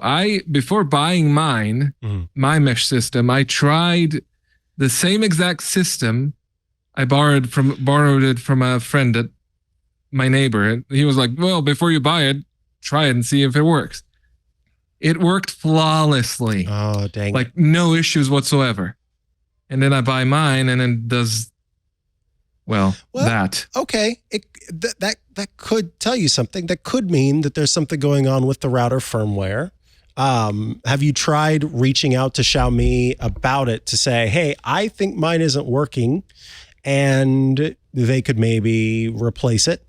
As someone is suggesting, you could factory reset, which I know is no fun. I know it's no fun at all. I tried it 2 times. Yeah, you've done that? And it okay. still does that. And you're not doing anything like saying you use this channel, you use this channel. You're not fussing with it in any way. You're letting it out of the box. Okay. It's supposed to be plug and play. It is. Push a button and then it is. Yeah. So let me re-understand what you said. So you have the base station, you have the node. Do you have more than one node? No, just the one. What is happening is I have it plugged in. I have the base station plugged in to my other router, which is supplied by Montenegro Telecom. Wait a minute. Now I have an idea what's going on. Okay. So can you turn the telecom's router into bridge mode? Yes, it does it automatically. It does it automatically. It kills its Wi-Fi antenna and goes. Yes, okay, so its Wi-Fi is off and it's not doing any DHCP. Because you don't want dual NAT. You don't want 2 devices doing the NAT, which would actually cause what you're talking about. So good. So you're sure it's not doing anything. It's just passing it. It's just a cable modem in effect. It's supposed to be. I mean, I haven't specifically you checked. That when you used your neighbors, you used that same setup and it worked fine. Yes. So you've already confirmed that it works with your neighbors. Right. As soon as you plug in the cable, the Wi-Fi antenna goes off on the, on the telecom supplied router, and the Xiaomi thing takes over. So as far as I can tell, the only thing the telecom's router does is the internet. Yeah, serve as a modem. That's what you want. You want it to be a cable modem and not doing that, and not using Wi-Fi either. Tell me about the lights on the front. Does the mesh light a solid white? Yes. Okay. Yes. So I'm looking at the manual for the AX3000. I don't know if that's the one you have. It is. That's the exact one. Okay. Yeah. So the lights are important to make sure that you are actually meshing with that remote node.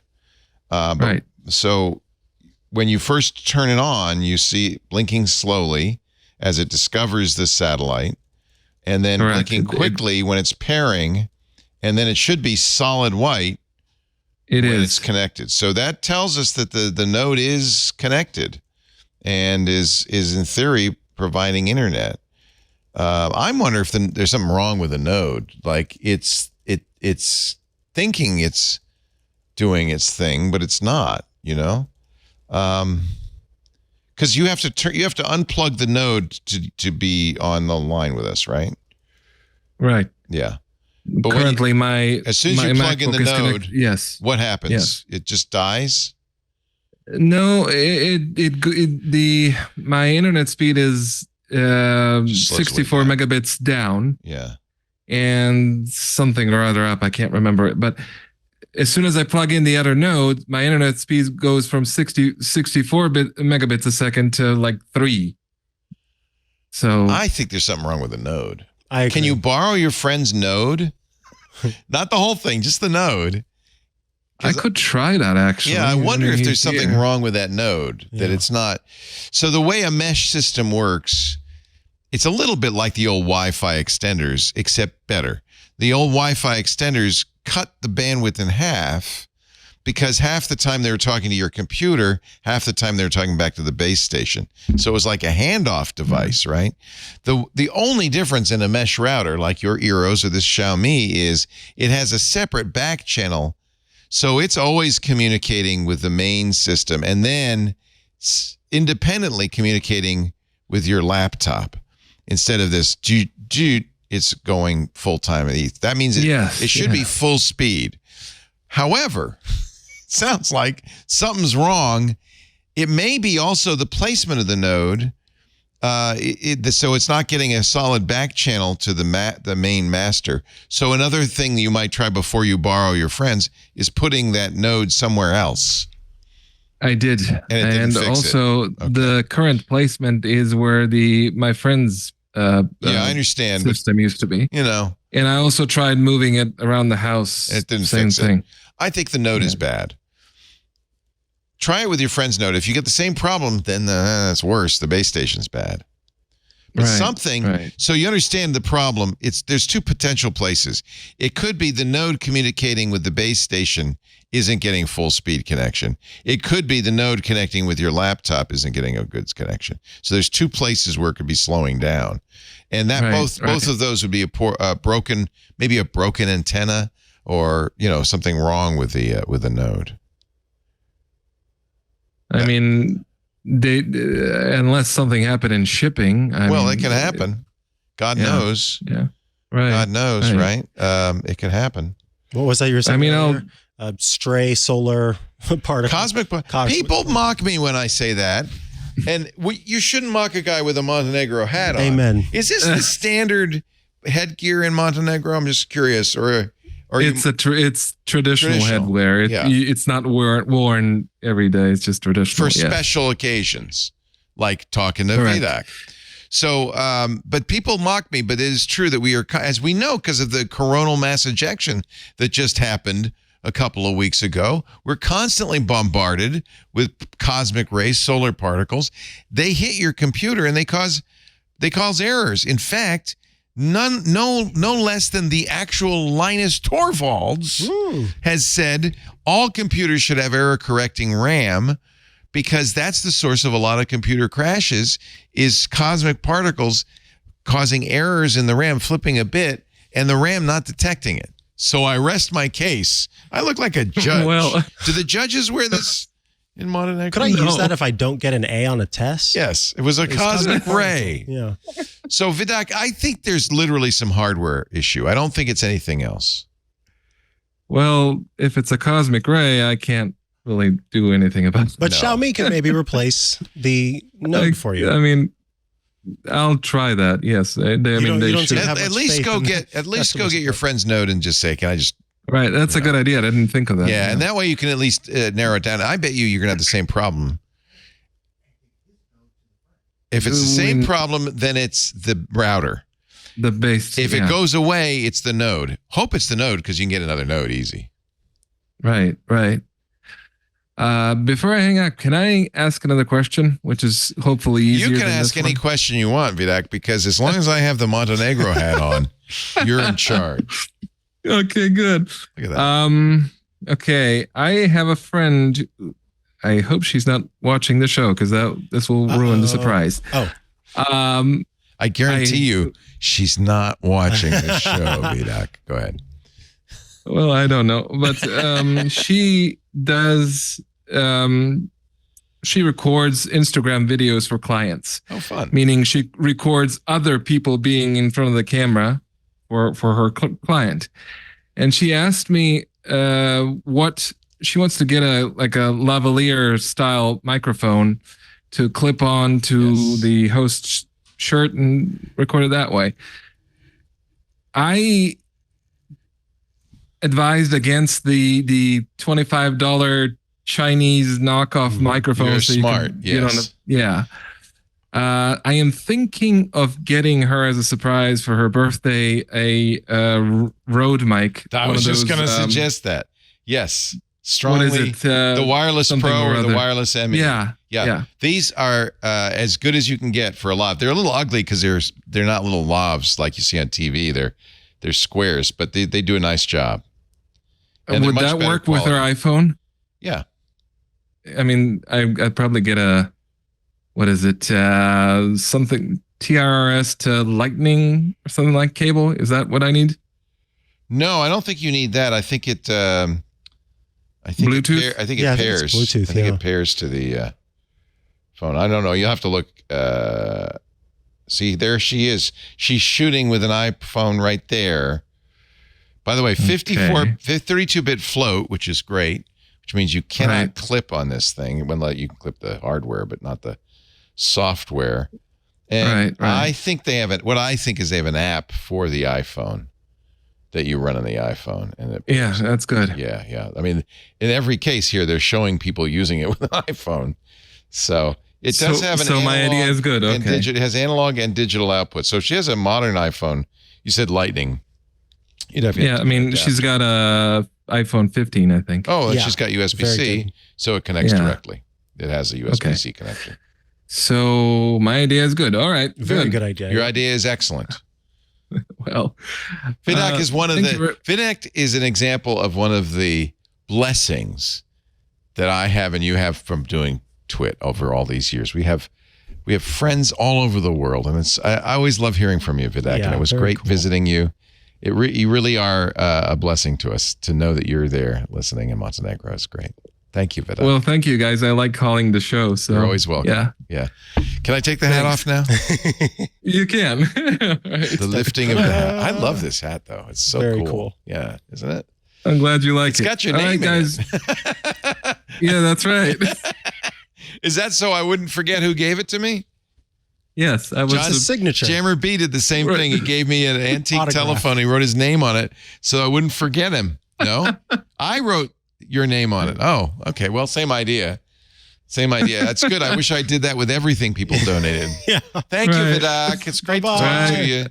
Take care. Bye, guys. Take care. Oh, you have to. One other suggestion. Darn it. That both John and the Discord suggested he could take his node over to his friends. Mm-hmm. That'd be the first thing, Vidac. Take your node to the friends and see if it does the same thing at your friends. Right. Yeah. If it that would be a great diagnostic.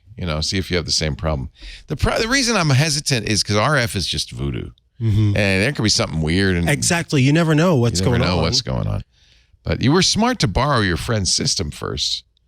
That wasn't a bad idea. But all right, we are at the top of the hour. Is there anything we need to do besides say you're watching Ask the Tech Guys with this cat here, Micah Sargent? I'm Leo Laporte. Oh, I should thank our club members. Yeah, that's always an important thing to do. We love our club Twit members, and we'd love to have you in the club. $7 a month gets you all ad-free shows. You get video on the shows that we don't put publicly as video. They're audio only, like iOS Today, Scott Wilkinson's Home Theater Geeks, Untitled Linux Show, all those audio-only shows. Hands on Mac, Micah does that. Hands on Windows with Paul Thurrott. So you get video with those. You get access to special events. Thursday, Stacy and I are going to do, I'm actually really nervous about this. Our book club, Stacy's book club, is Thursday, June 27th, 2 p.m. Pacific. I hate the book. Oh. What do I do if I hate the book? Have you read it yet, John? Halfway through. High Voltage. Yeah. I don't know what to say to her. You have hated the book before. I have hated the book before. It won't be the first time. And then on Wednesday, July 17th. So tune in on the 27th to see how I handle this.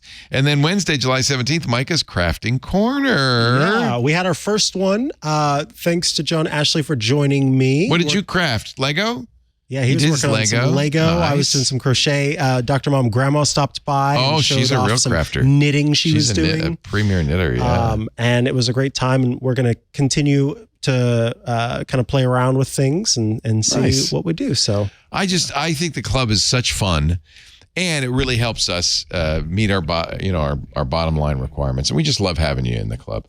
So please, if you're not yet a member, twit.tv/club. And you know what? If you can't afford $7, I understand. That's fine. That's why we make almost all of our content available for free, ad supported.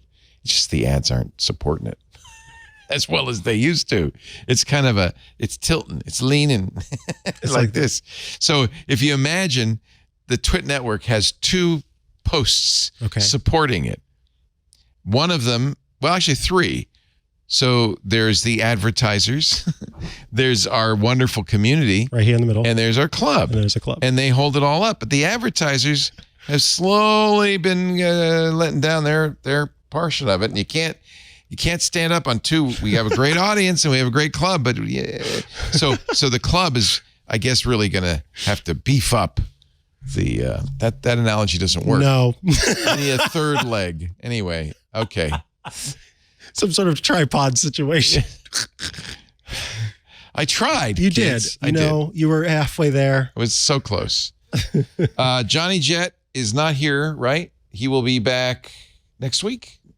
I think 2 weeks. No, so 2 weeks. he'll be in 2 weeks, Okay. and He'll be in 2 weeks. He'll be on the show in 2 weeks. Sitting in this chair. No, Sitting on the floor? no, he'll be calling in. Oh, okay. Yeah, but he might be swinging by later in July, though. Yeah, in we were person. hoping to see him. I thought that was then. No. What else? Let's take a call. Yeah, I want to pick up on this caller right here. And I shall get a stack of email. Hello, this caller right here. This Remember, caller right here. *6 to unmute yourself. Tell us your name and from where you hence. Where are you hence? Greetings. Greetings and salutations. Greetings. What's your first name? I'm Tim and I hence from Minnesota. Hello, Hence from Minnesota. Tim from Minnesota. Hello, Tim. What can we do for you? Well, a couple questions. I hope they're brief and easy to answer. I'll start with the first one, and hopefully it's a segue.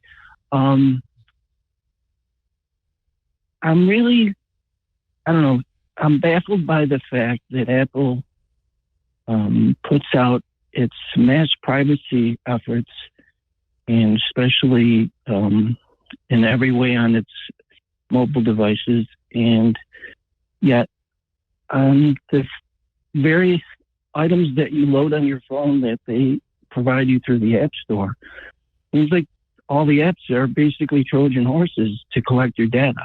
Yeah, and I just wondered, that's right.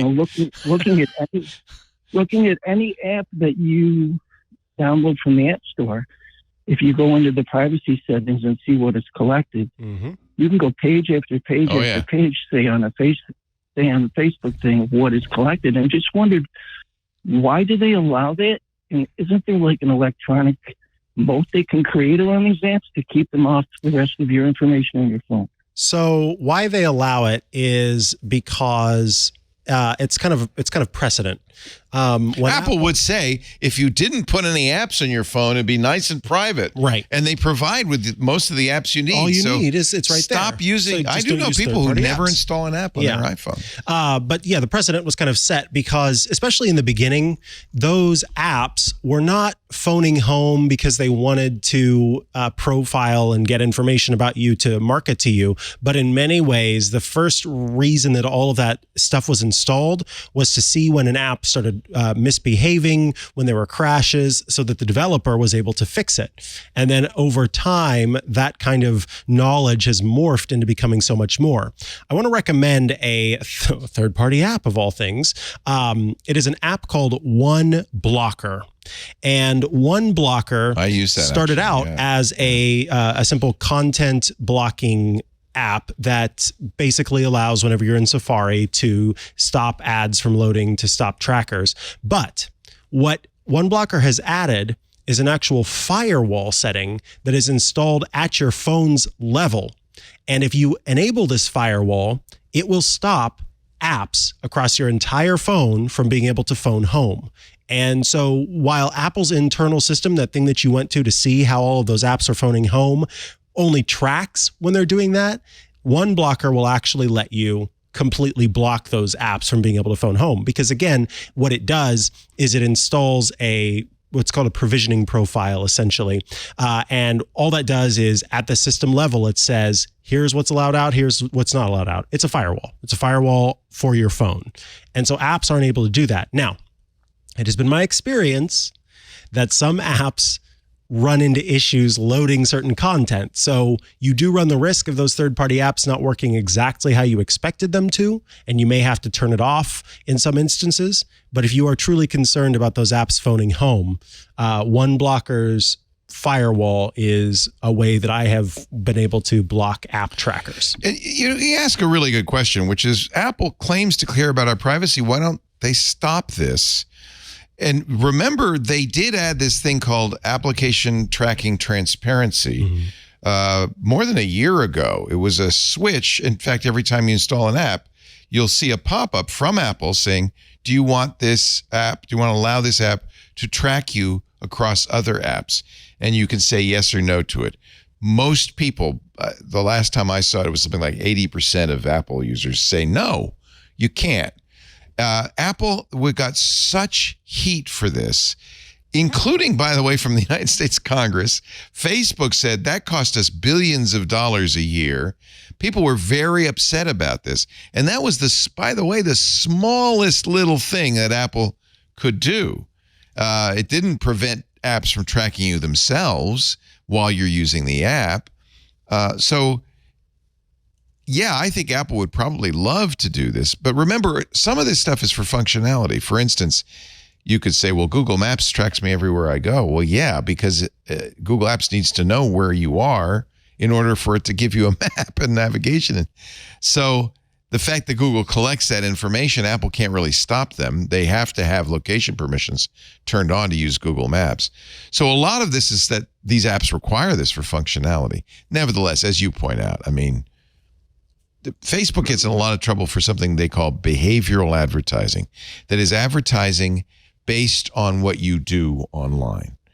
And a lot of people don't like that. I'm not as against it as some people, because if I'm searching online for fencing supplies and Facebook sees that and starts offering me fencing supplies and ads, that's somewhat useful. Mm-hmm. It makes their ads more valuable. And in fact, the EU has said to them, you got to stop that, to which Facebook's response was, okay, so that's how we make money. So what we're going to do to European users is we're going to give them a switch. They can either pay for Facebook a few dollars a month. Actually, it was more than a few dollars. It was like $11 a month. Or they can turn that on. We hear that the EU is not happy with that solution and that they're going to go after Facebook for that. But you see, that's the trade-off, is that Facebook uses it for advertising. I think you're right. I think Apple could say, we're not going to allow that. It would make your phone less useful. And frankly, you would lose some apps. Facebook would just say, okay, well, you can't use this on the iPhone. Instagram would say no. And then Facebook would, if you don't mind, would reach out to the government and say, Apple's not letting us be a business on their platform. Yeah, it's restraint of trade. Yeah. Go ahead. Yeah, I'm sorry. I was just going to say, outside of functionality, things like, maps need location, et cetera, and for geo content that's only available in certain spots, that's going to be required. But, you look at data linked to you, things like your contacts, your photos, your browsing history, all of that stuff is things that Apple says they're protecting your phone from outside forces, but there it is inside your phone, loaded from their app store. So it just seems to be quite a contradiction. So it's the way the world is now, unfortunately. And I think Apple would get in a lot of trouble if, as a platform, well, maybe they wouldn't. If as a platform they said, yeah, we're going to block all of that. I don't think the iPhone would be as popular. Yeah. My next question is kind of related, I think. Recently, I started getting a message saying that private relay, I couldn't use my phone wasn't working correctly. I don't know if it was just trying to after booting or after turning it on, loading Safari again. Mm-hmm. It said private relay can't connect to the internet because it's not compatible with and then it would say my Wi-Fi network name. And that's something new. I haven't changed anything on my Wi-Fi, which is a fairly new device. So what advice would you have for me with that? Is that just a glitch? Is it, do you use an ISP that is like a traditional one, or do you use one that's cellular? No, I have, cellular internet, unlimited data, but when I'm home, I connect to my Wi-Fi network, which is fiber to my house, and then just a straight Wi-Fi connecting thing with all the data protections turned on. So the reason I ask that is because in the past there were some cellular carriers who did not work with Apple's private relay, and so that was a common pop-up. The fact that it's saying that now, it could be that some firmware update has been pushed that's causing some issues. I I think I would recommend just continuing to try it. So, keep toggling it on from time to time, see if it's no longer popping up with that error, because it's been my experience that when I've seen that, then something somewhere gets updated in the system and then things are working. Apple's private relay requires a couple of things. First and foremost, your connections make their way through Apple servers that then work with third-party systems that they're locked into, like content management systems. And then once they're relayed from there, then they go to whatever you're trying to connect to. So it's a very complex web of networking that's taking place. And I know that system is constantly needing to be updated with the latest kind of information exchange that needs to take place. So private relay is a privacy feature Apple offers that is not exactly, but somewhat like a VPN. It routes your traffic, your DNS traffic through Cloudflare in most cases. Not everybody likes that. As you pointed out, mobile carriers for a while were blocking it. It's possible for an ISP to block it. It may be that your internet service provider. Who's your ISP? It's an independent fiber company here. They may well say, yeah, we're not going to allow that, because when you use it, one of the reasons you use it is they can't see what you're doing. Do you use Next DNS? Have you heard of that? So I use that instead of private relay, and private relay turns it off. Private relay says, no, we're in charge. So there could be conflicts with private relay and internet service providers or other software you're running on your system. I have disabled private relay. I think it's a poor solution from Apple. It's not a VPN. If you want a VPN, use a VPN. Instead of using private relay, I use a provider called Next DNS. And I think that they do a superior job of doing what private relay wants to do, which is kind of hide your internet traffic and hide who you are from sites. Next DNS has more features. It's not free, but it's nextdns.io if you want to read about it. Do you leave private relay on? No. It's caused too many problems for me, and the problems are unpredictable. So you just don't know, your site won't load or this or that. This is related. It is related to your previous question, because it's this fundamental issue of the internet is built basically on spying, basically on monitoring what you do. That's how it monetizes itself. And as a result, things that break that often break the internet. So they're very much related. We live in it's too bad, but this is what happened. You may remember early in the days of the internet, and I was always puzzled by this. Everybody said, hey, no, it's free. Gmail free, Yahoo free, Facebook free. But it's not free to them. They're spending millions, sometimes billions of dollars to provide these services. It was never tenable. It only worked because, without our knowledge in many cases, they were giving you Gmail, a free service, so that you use more Google, so that Google could monitor your behavior, so they could sell you to advertisers. That was the whole thing. People think Google's a search engine. Google is not a search engine. Google's an advertising company with a variety of features like Gmail and search, all of which fuel the advertising model. So I think maybe I was naive. Maybe we were naive in the beginning. We thought, look at all this great free stuff we get from the internet. Isn't this wonderful? But the companies weren't naive. Their whole premise was, the more people we get using us, the more money we can make. Do you know how much money Google makes every year on its advertising? It's almost $100 billion a year. I think it's like $88 billion a year on advertising. Google's very profitable. Facebook's very profitable. Their profit is unlike Apple. Apple's profitable by selling you hardware. So they can say, well, look, we're making money on the hardware. We don't need to spy on you. We don't want to. But that's not how Google, Facebook, and all these other companies work. Their only revenue model is advertising. So it's a deal with the devil, but we made it. And, I mean, you do have a choice. You can get off the internet. That's not a... Yeah, my personal opinion my personal opinion is that advertising is now the scourge of modern life. We're just so bombarded with it at every turn, we can't look away. And in that case, I'll let you guys go with saying that I am a member of Club Twit and proud to be so. And the ad-free part is my favorite. Thank you. And I would just like to say that I'd encourage anybody to join. The extra content's fantastic. And look, I'm in thank sympathy you for with you. Thank you for all you guys do. Thank you. I appreciate Thank it. you. I'm in sympathy with you. And as true podcasts, not the ones that you listen to on Spotify or Audible or other places, if you have to use an app to listen to it, they are spying on you. But real podcasts are, which is what we are, RSS feeds.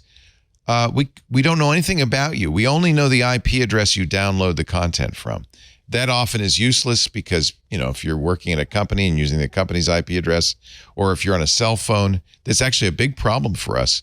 One of the reasons our numbers go down is because most people these days, how do you get your podcasts? Think about it. You get it on your phone, right? You download it with your phone. You use a podcast player on your phone. Well, those phones, when they connect to towers, don't identify you. We don't know who you are. We know that you're a T-Mobile customer. That's all we know. Which is fine with me. Our advertising model was, we got great, smart, interesting people who will buy your product. Would you like to now say hello to them? I can't tell you their names. I don't even know their demographics. I don't even know where they are. But I can introduce you to them. That worked for a long time. It's not working anymore. This is the whole reason for the club. Look, in a perfect world, and I hope we may reach this world, we would have no ads. And it's going that way because advertisers are saying, well, we're not going to buy an ad from you. We don't know who's listening. So fine. If our users support us, and honestly, we don't need all of you. That's the other beautiful thing. If only 5%, 1 in 20 people who listen to this show, 5%, 1 in 20 people listen to the show spent $7, we'd be fat and happy. We would no longer need advertisers. We could expand, not contract. 5%, 1 in 20. And the other 19 people listen for free. That's great. That's a much more, I wish the internet had been designed that way in the beginning. If you'd paid for Gmail in the beginning, it would be better. But that's not how it got set up in the beginning. The weird thing about podcasting is it was never designed to spy on you. It can't. So that's why Spotify's eating the world and Audible's eating the world in these companies, because you have to use their app. Spotify knows exactly who you are. They got your credit card, dude. They got everything. They know exactly who you are and how long you listened and whether you listened to that ad, whether you rewound, whether you skipped it. They know everything. Advertisers want that information. And so YouTube, same thing. So they want that information. So, with YouTube, you have to sign into YouTube, right? Guess why? So they know who you are. So they know what you're doing. And they take all that information, they mix it all together with all the other information they have. They got a dossier on you. I don't think that's a bad thing. I'm not against advertising, honestly. That's what pays for most sites. If you read The Verge, you don't pay for The Verge. You read it, or Engadget, or whatever your favorite website is. The ads on that site pay for it. But increasingly, almost half of the audience no longer sees those ads because they use ad blockers. The whole structure's falling apart. We have to decide, do we want free ad-supported media? That's what TV and radio were for years. Or do we want to subscribe? We don't want either, right? But somebody's got to pay for this stuff. This is why the whole world of journalism is collapsing. This is why there are no more magazines. I don't know what's going to happen. I know we have a great community, and I think that community will support us. So I feel very good. I should explain what we're doing with Twit. We're reinventing it for the 21st century. Twit was built in 2005 like a TV station, a radio station, ad-supported. That's what I knew. And a year or two ago, I challenged the team. I said, if we were going to start Twit today, what would be different? And it will be very different. In the next few months, it's going to look very different. But it's going to be much more modern. And I hope, with the help of the club, sustainable so that we can continue to grow. We can keep Micah, keep the staff. We can continue to grow in a more modern way. So that's what we're modernizing. And I hope that this works because I like doing this. I don't want to stop. All right. This is a big issue you brought up. It's a larger issue, right? Absolutely. And it's because of the way the internet was designed 20 years ago. And we have to grapple with this to figure this out. There's only a handful of newspapers left in the world. All right. Do I have another break? No, let's take another. Or wait a minute. I got the emails. I got this. I was ready for you to do the emails. I took them. Flapping them around. Let's answer some. This is from Dave, who cheers. Hi, Dave. He says, "Hey, Leo and Mike, I've been trying to figure out the best way to hook up my Apple TV to a projector and get some good sound going with a sound bar or speakers. Right now, I'm using an HDMI audio splitter, but I'm hoping to find something more solid and flexible. Got any tips?" So the problem really is that the Apple TV has just one out, that HDMI out. Now that contains and is the best way to get audio as well as video. Yep. That's the best way. So you need something that will pass through the video to the TV and the audio to your sound system. Many sound bars will do that. They'll have an HDMI in and an HDMI out. The in goes the sound bar, the out goes the TV. Many TVs will do it the other way around with ARC, the audio return channel. So you plug your Apple TV into your projector, and then that soundbar goes into the other side. I don't know. Maybe the best way to do it is how I do it at home, which is have an AV receiver. Yeah. So your Apple TV goes in the AV receiver. All your other devices too, your Roku, your game Xbox. I don't think a splitter is the right way to do it. Are you saying splitter? You use a splitter? He's using a splitter.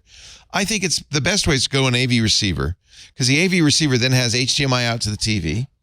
That's a splitter essentially, though. Yeah. Well, it is a splitter, but it's yeah, it's so okay. And your soundbar though should do that, right? Yes. That's what I think. So I get a used to have soundbar that does that. That has eARC built into it. Yeah. And then you just connect the projector and the Apple TV to that, and you just use the eARC port for the Apple TV, and then it goes to that. And yeah, I guess we've got one set up in here as well. I guess it is a splitter, but it's better than just like a box that splits HDMI. Apparently we're doing it everywhere. So I guess it's okay.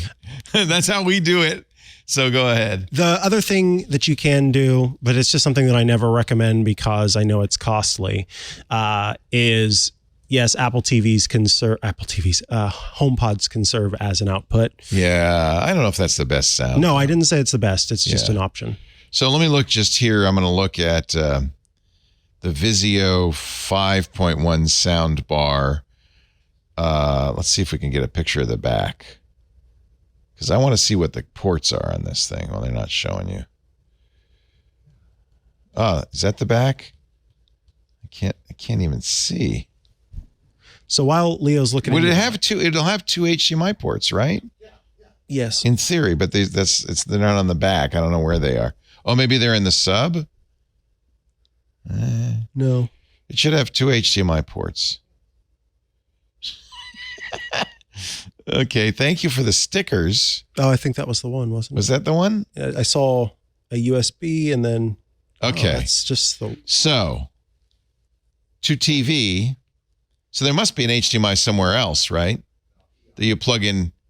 No. Okay, so this is designed that the TV does all the sound. Yeah, so that's what eARC gives you, the sound back from the TV to the sound bar. So we don't want that. No, it needs to have more. Unless the TV? No. Yeah, because because the Apple TV only has one port out. I think you're right. We need a splitter. But he's already doing that. Yeah, this is a tough one. Right now, I'm using an HDMI audio splitter, but I'm hoping to find something a bit more solid and flexible. An HDMI splitter. Just a straight up splitter as opposed to just audio. Oh, so you said HDMI to both. Yeah. Now, so I want to explain something that I think is kind of cool. So I mentioned that my significant other has gotten into a DVD kick as of late. And Apple introduced eARC support on the Apple TV. Yeah. So what's kind of cool is that the Apple TV is connected to the projector that we have and wirelessly connects to the two HomePods that we have. And when you're watching something on Apple TV, then of course the sound is output through the HomePods. But here's what's cool. There's a DVD player that is a solo DVD player that via HDMI is also connected to the projector. When we watch something on the DVD player is able to send the audio through the eARC on the projector into the Apple TV, which then sends the sound to the HomePods wirelessly and is able to play the sound out of the HomePods. It does a pretty good job. And it does a great job. Yeah. It is, yes, it's not going to be as great as a 5.1 surround system, but I just wanted to mention that because I think it's super cool. Here's the example that I wanted to give. This is a Denon home theater soundbar, and it has HDMI in and then then HDMI out. And that's to me, that's kind of what you're looking for. So the HDMI, so you connect the Apple TV to the HDMI on the left. No? What's wrong? And then you connect the HDMI out to the TV. Oh, you're asking where they are in relation to each other? Over there. Projector's up there. Yes. A splitter at the source will make it easier. Rather than running one this way and one that way. Okay. Yeah. So you can decide. Yeah. But they do make sound bars with HDMI in and eARC out. Out. Yeah. And you want ARC out because the TV also is sometimes a source of audio going, or the projector might be. Yeah. If your projector is like a smart projector. Sometimes they have Netflix on the projector, right? Yeah. So then you're watching Netflix on the screen and it has to output to the sound bar. I mean, honestly, I wouldn't use a sound bar with a projector at all. I would use a discrete receiver. Yeah. But if that's what you really want to do, yeah. And they make them. So there's a Denon as an example. There are many sound bars, it turns out, with multiple HDMI ports. Okay. Now you got us in a fight. John says, just use a splitter, for crying out loud. What's wrong with that? Not a splitter though of the sound out. Don't take. Why not? Is that bad? To take the sound out of the signal? It's the best way to do it is HDMI to If it's HDMI. splitting just the sound, HDMI carries as much information as possible. That makes sense. AirPods Pro 2 pausing audio. Emil is really upset. Okay. My AirPods Pro 2 second gen with lightning port. I'm upset about that. It's my last thing with a lightning port. Yeah. Keep pausing my podcast, including yours, from my iPhone all the time, especially when I do sudden movements. I have to pull out my phone from my pocket to resume playback. These are all designed, these AirPods, so that when you take it out, it stops. And it thinks you're taking it out. So there are a couple of things you can do. I don't know why I got so casual here, but I got my arm up. He's relaxed. It's almost the end of the show. So it's time for Runses. Did you get him in time? Should I remind you? So there are a couple of things you can do. I don't have my AirPods connected right now because they're not in my ears, so I can't go to the setting. But there is an automatic ear detection setting. When you have your AirPods in your ears and they show up on your phone, you can go into the Bluetooth settings for the AirPods and you can turn off, if you would like, automatic ear detection. That will keep them from turning on or off when they're in your ears or they're not. But here's what I recommend instead. I recommend getting some 99% isopropyl rubbing alcohol. Clean them. And looking for all of the black plastic. Anywhere there's black plastic on your AirPods Pro, and wiping that with a soft cloth and the isopropyl rubbing alcohol. It is my thought that there might be something that is causing because basically there are little sensors underneath the black parts that look for light shining through, and they use that as a way to determine it's in your ear or it's not in your ear.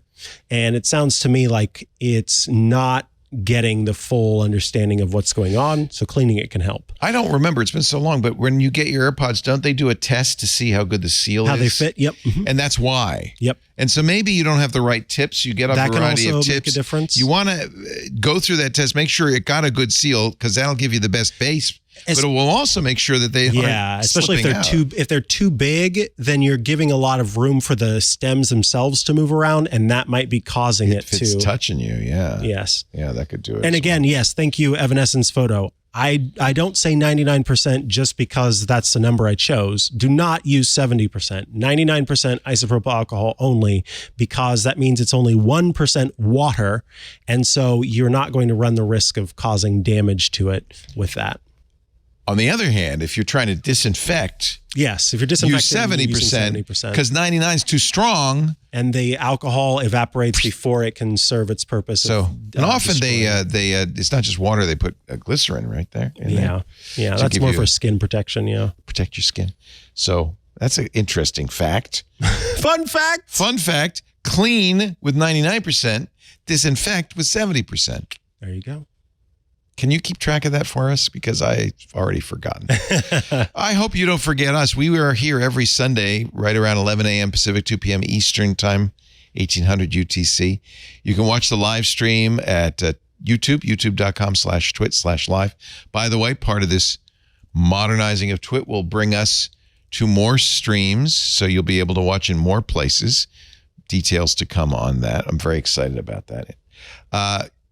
After the fact, on-demand versions of the show are available on the website, twit.tv/ATG, or just go to techguylabs.com. We kept that. You'll also see the show notes there. So when we say we're going to put something in the show notes, that's where that will be. You can also watch, there's a YouTube channel with a video dedicated. Great for clipping and sharing. And you can also, of course, subscribe. The best thing to do. Get a podcast player, not Spotify. Something that doesn't spy on you. Apple Podcasts would be a good one. Google has some. No, they don't. They used to. They don't anymore. Aw. And anyway, I wouldn't trust them. So, but get a podcast player. Our favorite's Pocket Cast. Doesn't spy on you. And then that way you can get it automatically and have it whenever you're in the mood.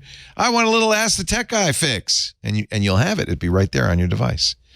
How could they reach us during the week? If you'd like to reach us during the week, atg@twit.tv is the email where you can send text, audio, or video. You can also call us at 888-724-2884 during the week. Doing so will actually let you leave a voicemail.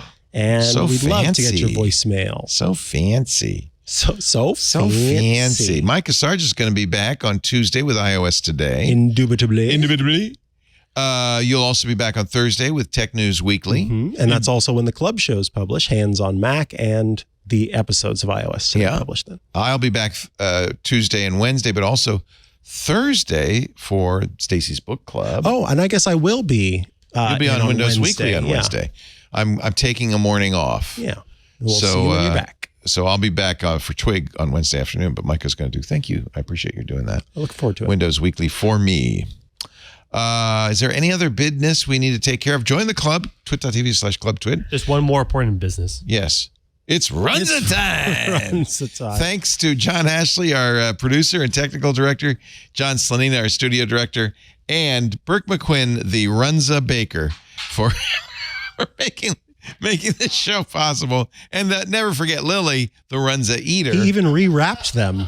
Because, it had to go in the oven unwrapped. So that's so nice. Very tasty. Thank you. We'll see you next time. I'll ask the tech guys. In the meanwhile, we always like to say this at the end of the show.